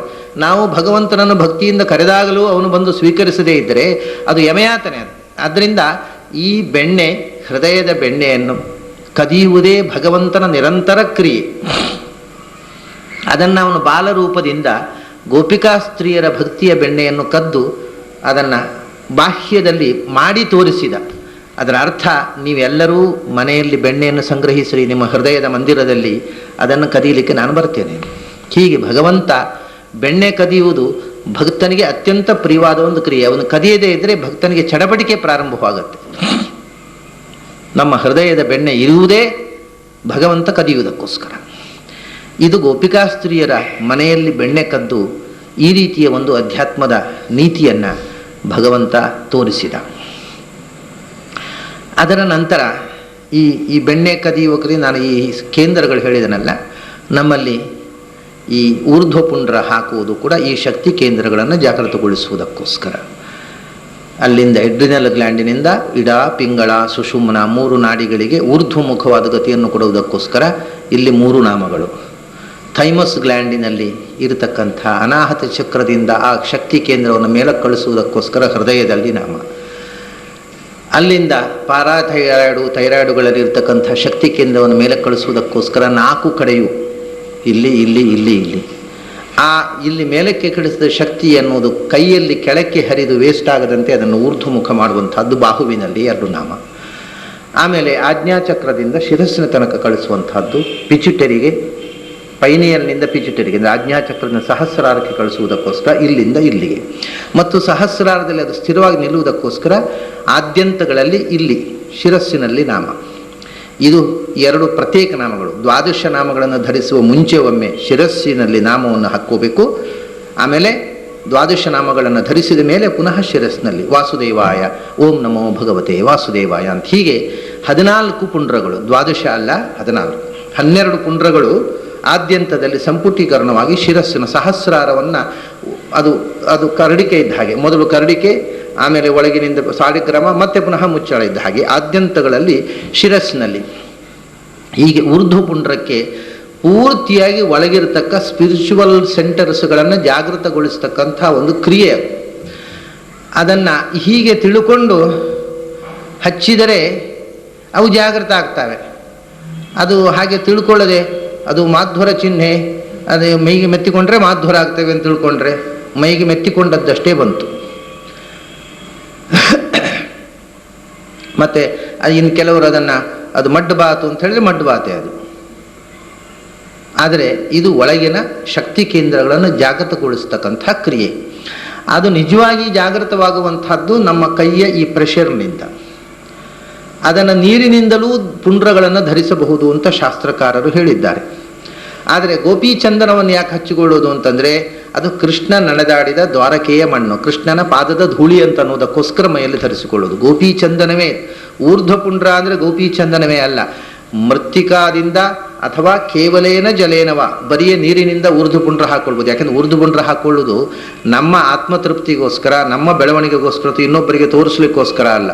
ಅದರಿಂದ ಅವ್ರು ಎಷ್ಟು ನಾಮ ಹಾಕಿದ್ದಾರೆ, ಎಷ್ಟು ದಪ್ಪ ಹಾಕಿದ್ದಾರೆ ಅಂತ ಇನ್ನೊಬ್ಬರು ನೋಡಿ ನಮ್ಮನ್ನು ಅಳೆಯುವ ಅಗತ್ಯ ಇಲ್ಲ. ಅದು ಜಲದಿಂದ ಹಾಕೊಂಡ್ರೆ ಇನ್ನೊಬ್ಬರಿಗೆ ಕಾಣುವುದೇ ಇಲ್ಲ. ಇನ್ನೊಬ್ಬರಿಗೆ ಹೇ ಅವನು ಉರ್ದು ಪುಂಡ್ರವೇ ಹಾಕೋದಿಲ್ಲ, ಅಯೋಗ್ಯ ಅಂತ ತಿಳ್ಕೊಳ್ತಾರೆ. ತಿಳ್ಕೊಂಡದ್ರಿಂದ ಅವರು ಅಯೋಗ್ಯರಾಗ್ತಾರೆ ಹೊರತು ಇವನ ಆಗೋದಿಲ್ಲ, ಸಾಧಕ ಆಗೋದಿಲ್ಲ. ಅದರಿಂದ ಇನ್ನೊಬ್ಬರನ್ನು ಅಳೆಯುವ ಮುಂಚೆ ಸತ್ಯವನ್ನು ತಿಳ್ಕೊಳ್ಬೇಕಾಗುತ್ತೆ. ಯಾಕಂದ್ರೆ ಯಾರು ನೀರಿನಿಂದ ಊರ್ಧ್ವ ಪುಂಡ್ರ ಹಾಕ್ಕೊಳ್ತಾರೆ ಅದು ಶಾಸ್ತ್ರ ಇದೆ. ಕೇವಲ ಏನು ಅವರನ್ನು ಹೇಗೆ ಅಳಿತೀರಿ ನೀವು? ಊರ್ಧ್ವ ಪುಂಡ್ರಿ ಇಲ್ಲ ಅಂತ ಬೈತೀರಾ? ಯಾಕೆಂದರೆ ಅವನು ತಿಳ್ಕೊಂಡು ಒಳಗಿನಿಂದ ಸ್ಪಿರಿಚುವಲ್ ಸೆಂಟರ್ನ ಜಾಗೃತಗೊಳಿಸಿಕೊಳ್ಳುವುದಕ್ಕೋಸ್ಕರ ಹಚ್ಚಿದ್ದಾನೆ.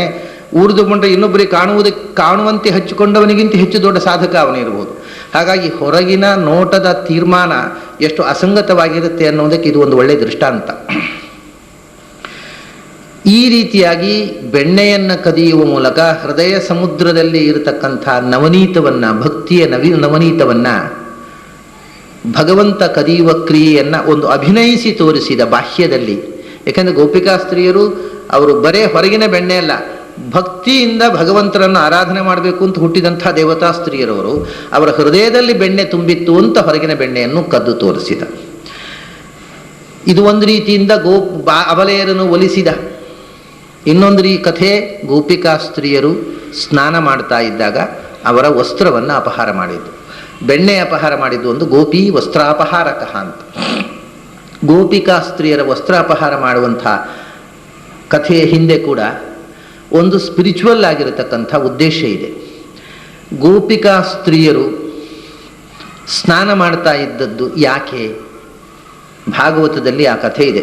ಅವರು ನಾನು ನಿನ್ನೆ ಹೇಳಿದೆ, ಕಾರ್ತ್ಯಾಯನಿ ವ್ರತವನ್ನು ಮಾಡ್ತಿದ್ರು ಅಂತ. ಕಾರ್ತ್ಯಾಯನಿ ಅಂತನ್ನುವುದು ಒಬ್ಬ ಮನುಷ್ಯನಲ್ಲಿ ನಾವು ಹೇಳ್ತೇವಲ್ಲ, ಮಾಟ ಕೃತ್ರಿಮ ಕೃತ್ಯ ಪ್ರಯೋಗ ಅಂತ. ಆ ಕೃತ್ಯವನ್ನು ನಿವಾರಣೆ ಮಾಡತಕ್ಕಂಥ ದೇವತೆಗೆ ಕಾರ್ತ್ಯಾಯನಿ ಅಂತ ಹೆಸರು.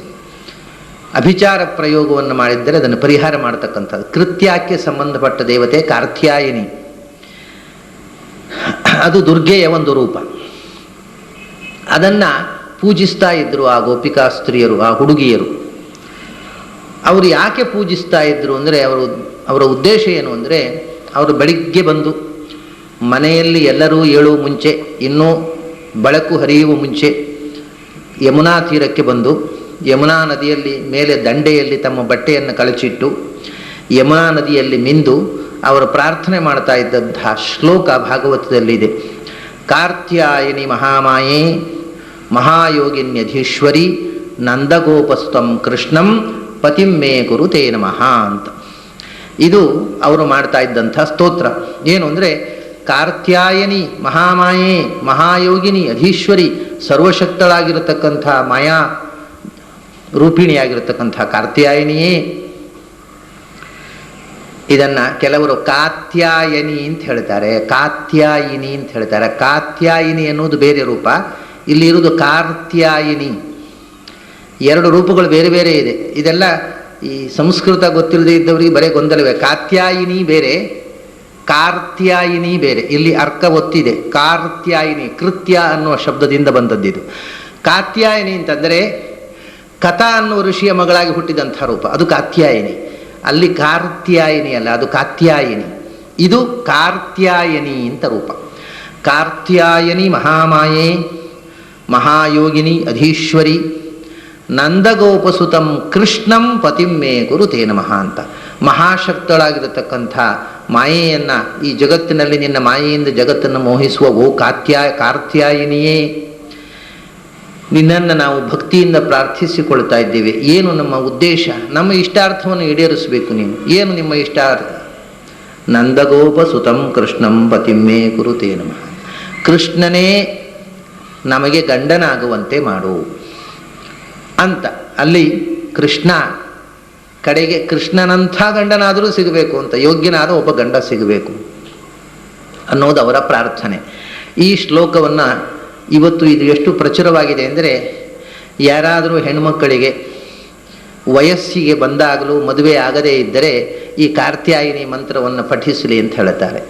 ಅದರಲ್ಲಿ ಆ ಮಂತ್ರವನ್ನು ಜಪಿಸಿದರೆ ಮದುವೆ ಆಗುತ್ತೆ ಅನ್ನುವ ನಂಬಿಕೆ ಇವತ್ತಿಗೂ ಇದೆ. ಇದನ್ನು ಮೊದಲು ಜಪಿಸಿದವರು ಗೋಪಿಕಾಸ್ತ್ರೀಯರು. ಗೋಪಿಕಾಸ್ತ್ರೀಯರು ಅಂದರೆ ಅಲ್ಲಿರತಕ್ಕ ಗೋಪ ಬಾಲಿಕೆಯರು, ಅವರು ಮದುವೆ ಆದವರಲ್ಲ. ಈ ಬೆಣ್ಣೆ ಕದ್ದದ್ದು ಮದುವೆಯಾದವರ ಮನೆಯಲ್ಲಿ, ಅವನು ಕೊಳಲು ಊದುವಾಗ ಹೋದವರು ಮದುವೆಯಾದಂತಹ ಹೆಣ್ಮಕ್ಕಳು ಹೋಗಿದ್ದರು, ಗಂಡ ಮಕ್ಕಳು ಎಲ್ಲ ಇದ್ದರು. ಈ ಸ್ನಾನ ಮಾಡಲಿಕ್ಕೆ ಬಂದ ಹುಡುಗಿಯರು ಇನ್ನೂ ಮದುವೆ ಆಗದ ಹುಡುಗಿಯರು. ಅವರಿಗೆ ಪ್ರಾರ್ಥನೆ ಏನು ಅಂದರೆ ಕೃಷ್ಣ ಅಥವಾ ಕೃಷ್ಣನಂತಹ ಒಬ್ಬ ಗಂಡ ಸಿಗಬೇಕು ಅಂತ ಹೇಳುವಾಗ ಕೃಷ್ಣನನ್ನೇ ನನಗೆ ಪತಿಯಾಗುವ ಭಾಗ್ಯ ಕೊಡು, ಅಂದರೆ ದೇವರ ಪತ್ನಿಯಾಗುವ ಭಾಗ್ಯ ಕೊಡು ಅಂತ ಅವರು ಪ್ರಾರ್ಥಿಸಿಕೊಂಡಿತ್ತು. ಕೃಷ್ಣ ಹೀಗೆ ಅವರ ಪ್ರಾರ್ಥನೆಯನ್ನು ಕೇಳಿಸಿಕೊಂಡು ಕೃಷ್ಣ ಬಂದ. ಹಾಗಾದರೆ ಅವರು ಬಯಸಿದ್ದೇನು? ಕೃಷ್ಣನ ಮುಂದೆ ಬತ್ತಲಾಗಬೇಕು ಅನ್ನುವುದೇ ಅವರ ಇಡೀ ತಪಸ್ಸಿನ ಆರಾಧನೆಯ ಫಲ.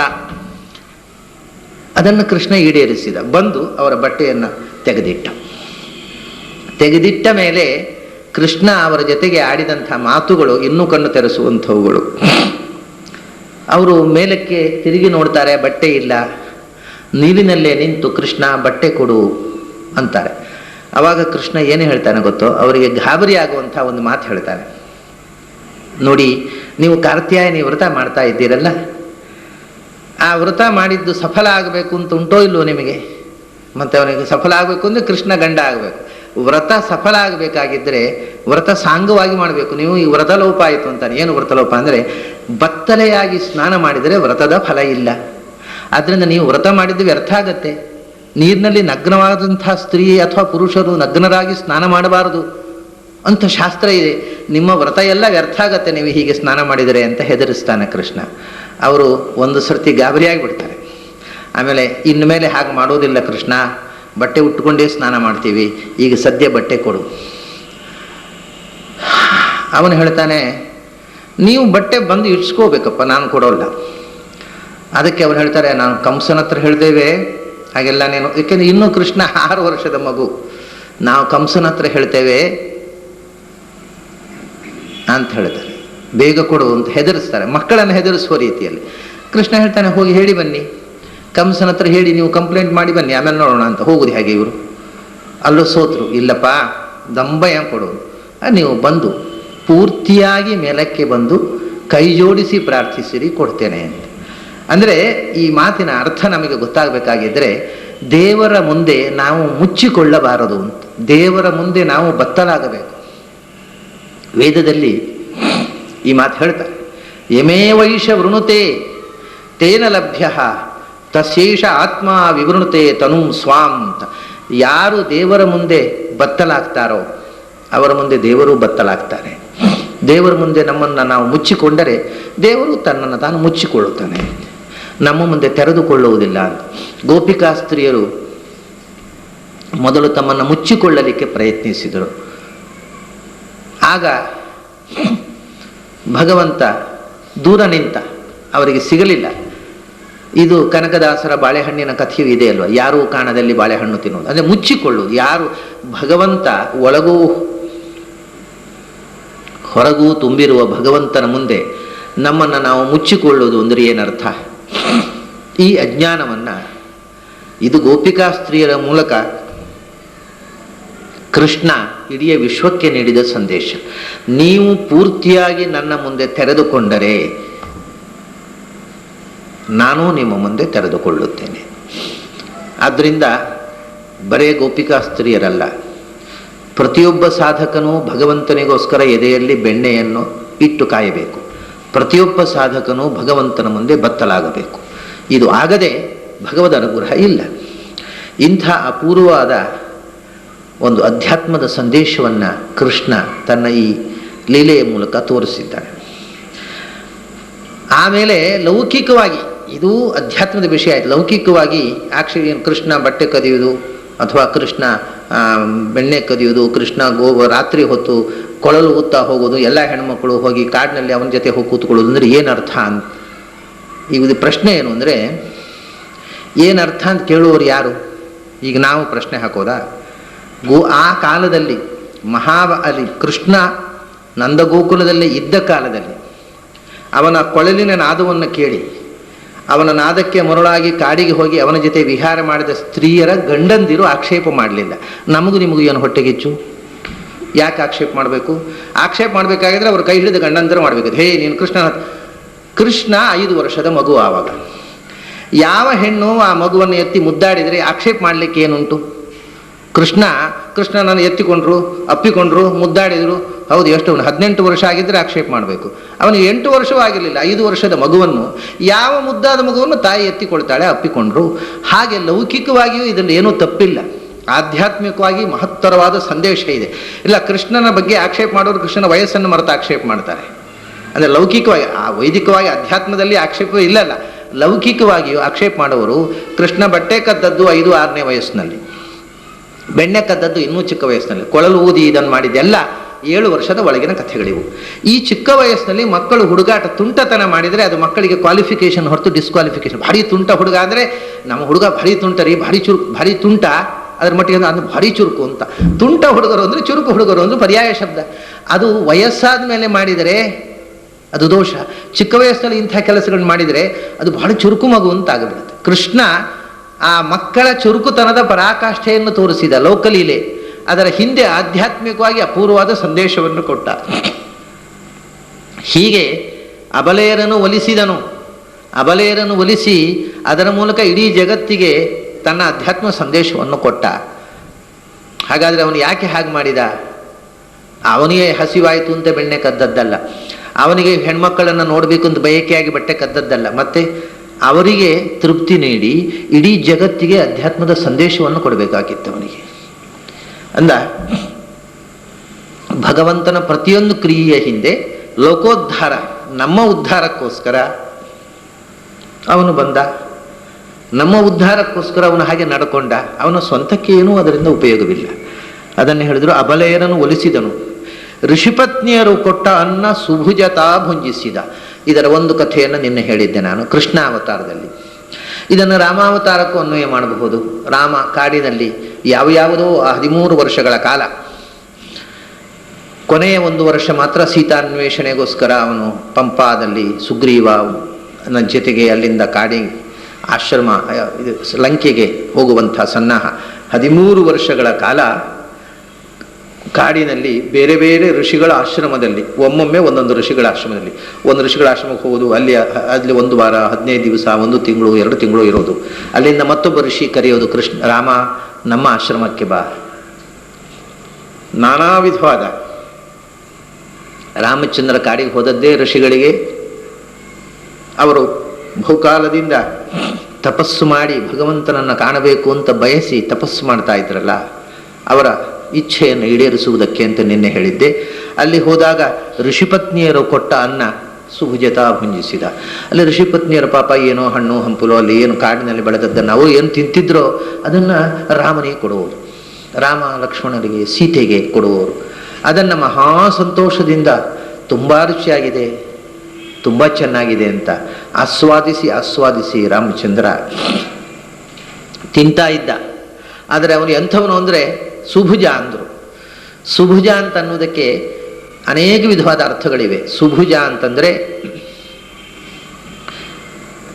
ಸು ಅಂದರೆ ಆನಂದ, ಸಂಸ್ಕೃತದಲ್ಲಿ ಸು ಇತಿ ಆನಂದ ಸಮುದ್ದಿಷ್ಟ. ಸುಭುಜ ಅಂದರೆ ಸ್ವಾನಂದವನ್ನೇ ಯಾವಾಗಲೂ ಭೋಗಿಸುವ, ಇನ್ಯಾವ ಭೋಗವೂ ಬೇಡ, ಆನಂದ ಭೋಗ.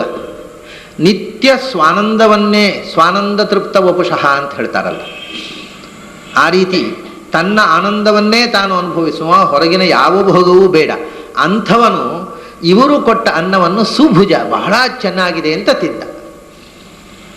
ನಿಜವಾಗಿ ಅವನು ಸುಭುಜ. ಸು ಅಂದರೆ ಸ್ವಾನಂದ, ಸ್ವರೂಪಭೂತ ಆನಂದ, ಆ ಆನಂದವನ್ನೇ ಭೋಗ ಮಾಡುವವನು. ಅಂಥ ಸುಭುಜ ಋಷಿಗಳು ಕೊಟ್ಟ ಕ್ಷುದ್ರವಾದ ಹಣ್ಣು ಹಂಪಲುಗಳನ್ನು ಕೂಡ ಅತ್ಯಂತ ರುಚಿಯಾಗಿದೆ, ಸು ಅಂದರೆ ಸ್ವಾದುವಾಗಿ ಅದನ್ನು ಭೋಗಿಸಿದ. ಮತ್ತು ನಮಗೆ ಅವನು ಸುಭೋಜಯತೀತಿ ಸುಭುಜ, ನಮ್ಮ ಒಳಗೆ ಇದನ್ನು ಯಾಕೆ ಮಾಡಿದ? ಅದರ ಮೂಲಕ ಋಷಿಗಳಿಗೆ, ಜ್ಞಾನಿಗಳಿಗೆ ಸು ಅಂದರೆ ಆನಂದವನ್ನು ಭೋಜಯತಿ ಉಣ್ಣಿಸಿದ. ಜ್ಞಾನಿಗಳ ಆನಂದಕ್ಕೋಸ್ಕರ ಹೀಗೆ ಮಾಡಿದ ಹೊರತು, ಜ್ಞಾನಿಗಳಿಗೆ ಆನಂದದ ಅನುಭವಕ್ಕೋಸ್ಕರ ಹೊರತು ತಾನು ಹೊಟ್ಟೆ ಹಸಿವಿಗೋಸ್ಕರ ಅಲ್ಲ. ಮತ್ತೆ ಅದು ಯಾಕೆ ಹಾಗೆ ಮಾಡಿದ ಜ್ಞಾನಿಗಳಿಗೆ ಅಂದರೆ ಅವನು ಸುಭುಜ. ಸು ಅಂದರೆ ಸಜ್ಜನಿಕೆಯನ್ನು, ಧರ್ಮವನ್ನು, ಒಳ್ಳೆಯದನ್ನು ಯಾವಾಗಲೂ, ಭುಜ ಅಂದರೆ ಪಾಲಿಸುವವನು.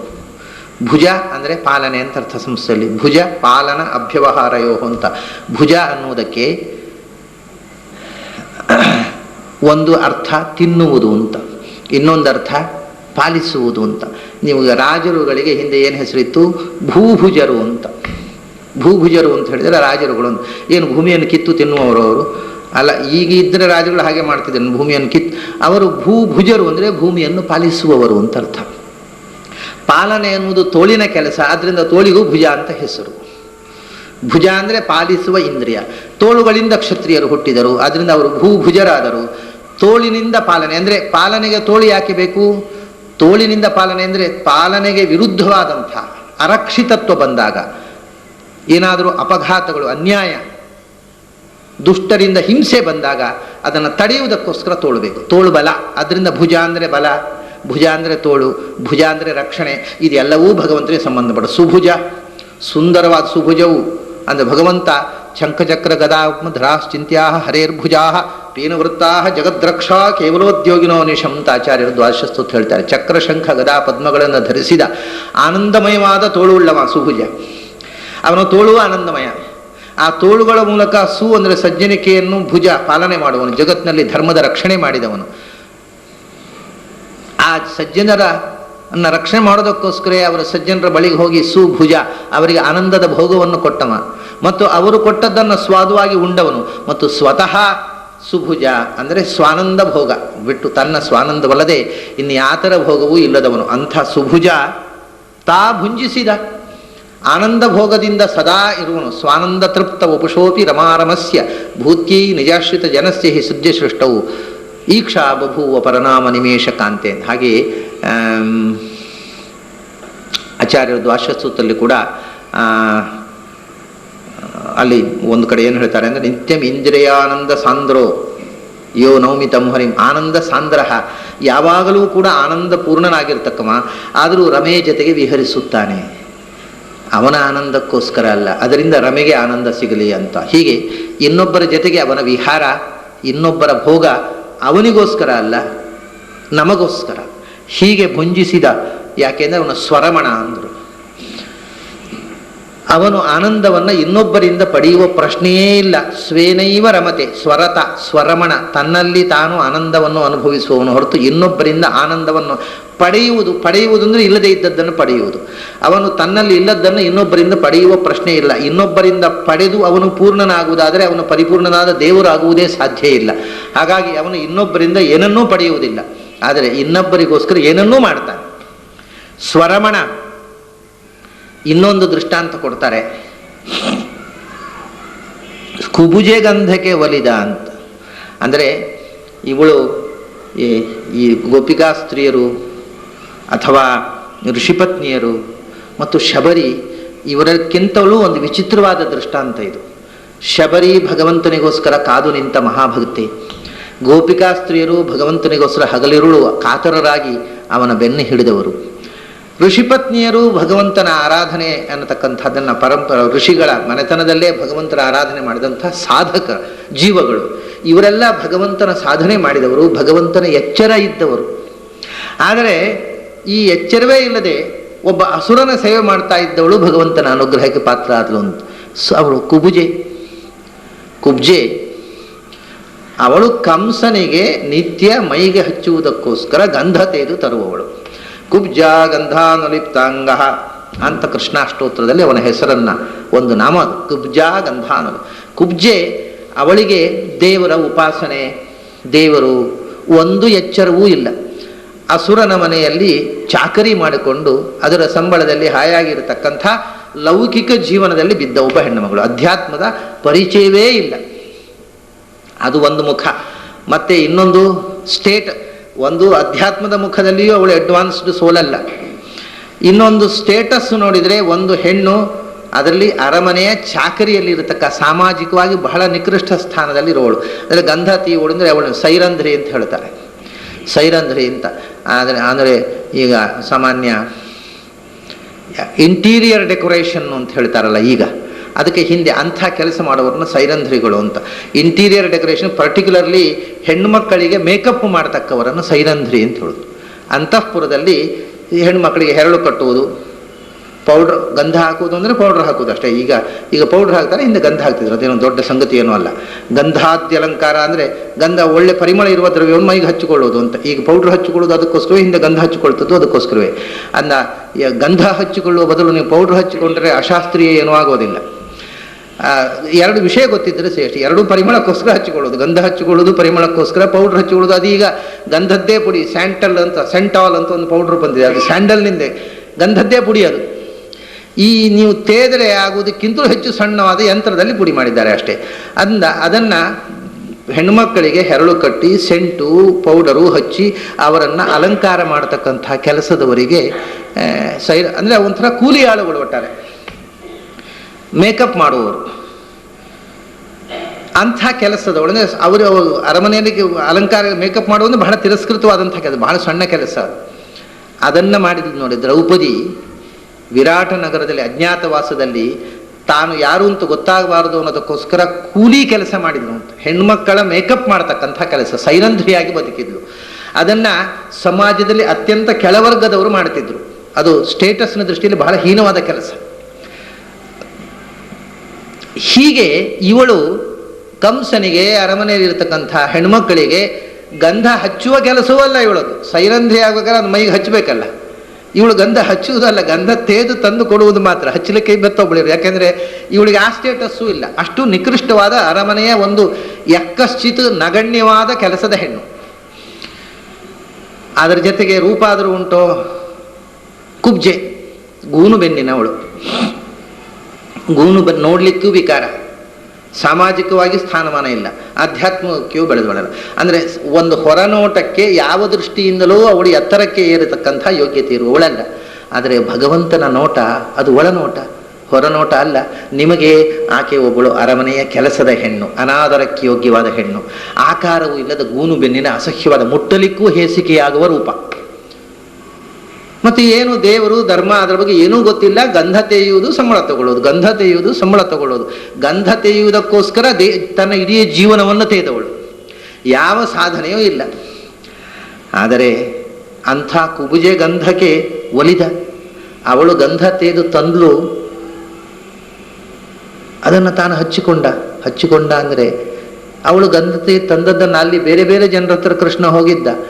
ರಜಕ ಒಬ್ಬ ಬಂದಿದ್ದ, ಕಂಸನ ಬಟ್ಟೆಗಳನ್ನು ಒಗೆದು ತಂದು ಕಂಸನಿಗೆ ಕೊಡೋದನ್ನು ಕೃಷ್ಣ ಹೋಗಿ ಕೇಳಿದ. ಅವನು ಕೊಡಲಿಲ್ಲ. ಏನೋ ನೀನು ಹಳ್ಳಿ ಹುಡುಗ, ಅರಮನೆಯ ರಾಜರುಗಳು ಉಡೋ ಅಂಗಿ ನೀನು ಉಟ್ಕೊಳ್ಳೋ ಯೋಗ್ಯತಾ ಉಂಟೆ ನಿನಗೆ ಅಂತ ಬೈದ. ಅವನು ಕೊಡಲಿಲ್ಲ. ಹೀಗೆ ಬೇರೆ ಬೇರೆ ಮಂದಿಯನ್ನು ಕೇಳಿದಾಗ ಅವರೆಲ್ಲ ಕಂಸನ ಯೋಗ್ಯತೆ ಏನು, ನೀನು ಯಾರು ಹಳ್ಳಿಯಿಂದ ಬಂದ ಹುಡುಗ, ನಿನಗೇನು ಯೋಗ್ಯತಾ ಅಂತಂದರು. ಇವಳ ಹತ್ರ ಹೋಗಿ ಕೇಳಿದ, ಗಂಧ ನನಗೊಂಚೂರು ಕೊಡ್ತೀಯನಮ್ಮ, ನಾನು ಹಚ್ಚಿಕೊಳ್ಳೇನು ಅಂತ. ಈ ಕೃಷ್ಣನ್ ನೋಡಿದ್ಲು, ಆ ಋಷಿ ಪತ್ನಿಯರು ಅಡುಗೆ ಮಾಡಿದ್ದನ್ನೆಲ್ಲ ತಂದ ಹಾಗೆ ಕಂಸನಿಗೆ ಅಂತ ಮಾಡಿದ್ದನ್ನ ಪೂರ್ತಿ ಕೃಷ್ಣನಿಗೆ ಕೊಟ್ಟು ಹಚ್ಚಿಕೋ ಅಂತಂದ್ರು. ಇದು ಒಳಗಿನ ಬೆಳವಣಿಗೆ. ಹೊರಗಿನ ಬೆಳವಣಿಗೆ ಬೇರೆ. ಅವಳು ಕಂಸನಿಗಿಂತ ಕೃಷ್ಣ ಎತ್ತರದ ಶಕ್ತಿ ಅಂತ ಗುರುತಿಸಿದ್ಲು ನೋಡಿ. ಬೇರೆ ಎಲ್ಲರೂ ಕಂಸ ರಾಜ, ಇವನು ಹಳ್ಳಿ ಹುಡುಗ ಅಂತ ತಿಳ್ಕೊಂಡ್ರು. ಇವಳೇನು ಮಾಡಿದ್ಲು, ಕಂಸನಿಗೆ ಗಂಧ ಕೊಟ್ಟು ಏನಾಗಬೇಕಾಗಿದೆ, ಪುರುಷಾರ್ಥ ಏನು? ಅದೇ ಭಗವಂತನಿಗೆ ಗಂಧಾನ್ ಸಮರ್ಪಯಾಮಿ, ಅಕ್ಷತಾನ್ ಸಮರ್ಪಯಾಮಿ, ಪುಷ್ಪಾಣಿ ಸಮರ್ಪಯಾಮಿ ಅಂತ ಭಗವಂತನಿಗೆ ಒಂದೆಸಳು ಹೂವಿನ ಎಸಳು, ಒಂದಿಷ್ಟು ಗಂಧ, ಒಂದೆರಡು ಅಕ್ಕಿಯ ಕಾಳು, ಅಕ್ಷತಾನ್ನ ಸಮರ್ಪಯಾಮಿ ಅಂದರೆ ಅಕ್ಕಿ ಕಾಳು ಹಾಕಿದ್ರು. ನಾವು ಬೇಯಿಸಿದ ಅನ್ನ ಉಂಡ್ರು, ದೇವರಿಗೆ ಅಕ್ಕಿ ಕಾಳು, ನಮಗೆ ಬೇಯಿಸಿದ ಅನ್ನ, ಆದರೂ ತೃಪ್ತನಾಗ್ತಾನಲ್ಲ ಅವನು. ಆಗಲಪ್ಪ ಅಕ್ಕಿ ಕಾಳಾದರೂ ಹಾಕಿದ್ನಲ್ಲ, ತಾನು ಉಂಡ್ರು ನನಗೆ ಬೇಯಿಸದ ಅಕ್ಕಿ ಕಾಳನ್ನಾದರೂ ಅಕ್ಷತಾನ್ ಸಮರ್ಪಯಾಮಿ ಅಂತ ಭಕ್ತಿಯಿಂದ ಕೊಟ್ಟನಲ್ಲ ಅಂತ ತೃಪ್ತಿ ಪಡುವವನಲ್ಲವೇ ಅವನು. ಹೀಗೆ ಅವಳು ಭಗವಂತ ಕೇಳಿದ ತಕ್ಷಣ ಕೊಟ್ಟು ಬಿಟ್ಲಲ್ಲ. ಹಾಗಾದರೆ ಒಳಗಿನ ಪಾಕ ಅಲ್ಲಿ ಗೊತ್ತಾಯಿತು. ಏನಾಯ್ತು ಇದು, ಆ ಜೀವ ಆ ಜನ್ಮದಲ್ಲಿ ಒಬ್ಬ ನೀಚನ ಸೇವೆ ಮಾಡಿಕೊಂಡು ಕ್ಷುದ್ರವಾಗಿ ಸಾಮಾಜಿಕವಾಗಿ ಅತ್ಯಂತ ಹೀನವಾದಂಥ ವೃತ್ತಿಯಲ್ಲಿ ಇರತಕ್ಕಂಥ ಒಬ್ಬ ಹೆಣ್ಣು ಹಿಂದಿನ ಜನ್ಮದಲ್ಲಿ ತುಂಬ ಸಾಧನೆ ಮಾಡಿದ ಜೀವ ಅದು. ಆದ್ದರಿಂದ ಈ ಜನ್ಮದಲ್ಲಿ ಏನೂ ಸಾಧನೆ ಮಾಡದೇ ಇದ್ದರೂ ಭಗವಂತನ ನೋಡಿದ ತಕ್ಷಣ ಆ ಒಳಗಿನಿಂದ ಭಕ್ತಿ ಜಾಗೃತವಾಯಿತು. ಆ ಒಳಗಿನ ಬೆಣ್ಣೆ ಅದು ಭಗವಂತನಿಗೆ ಅರ್ಪಿತವಾಯಿತು. ಈ ಜನ್ಮದಲ್ಲಿ ಯಾವುದೋ ಪ್ರಾರಬ್ಧದಿಂದ ಗೂನು ಬೆನ್ನಿನವಳಾಗಿ ನೋಡುವುದಕ್ಕೂ ಅಸಹ್ಯವಾಗಿ ಒಬ್ಬ ಅಯೋಗ್ಯನ ಸೇವೆ ಮಾಡುವಂಥ ಪ್ರಾರಬ್ಧ ಕರ್ಮ ಅವಳ ಪಾಲಿಗೆ ಬಂದಿದೆ. ಆದರೆ ಒಳಗಿನ ಚೇತನ ಬಹಳ ದೊಡ್ಡದಿತ್ತದು. ಆದ್ದರಿಂದ ಕುಬ್ಜೆ ಗಂಧಕ್ಕೆ ಒಲಿದ. ಅವಳ ಕೈಯಲ್ಲಿದ್ದ ಗಂಧ ನೋಡಿದ ಕೂಡಲೇ ನನಗೆ ಕೊಡು ಅಂತ ಕೇಳಿದ. ಅವಳು ಕೊಟ್ಲು, ಹಚ್ಚಿಕೊಂಡ. ಅಲ್ಲಿಗೆ ಮುಗಿಲಿಲ್ಲ. ಅವಳನ್ನು ಕಾಲಲ್ಲಿ ತನ್ನ ಕಾಲನ್ನಿಟ್ಟು ಅವಳನ್ನು ನೆಟ್ಟಗೆ ಎಳೆದು ಬಿಟ್ಟ. ಗೂನು ಬೆನ್ನು ಹೋಯಿತು.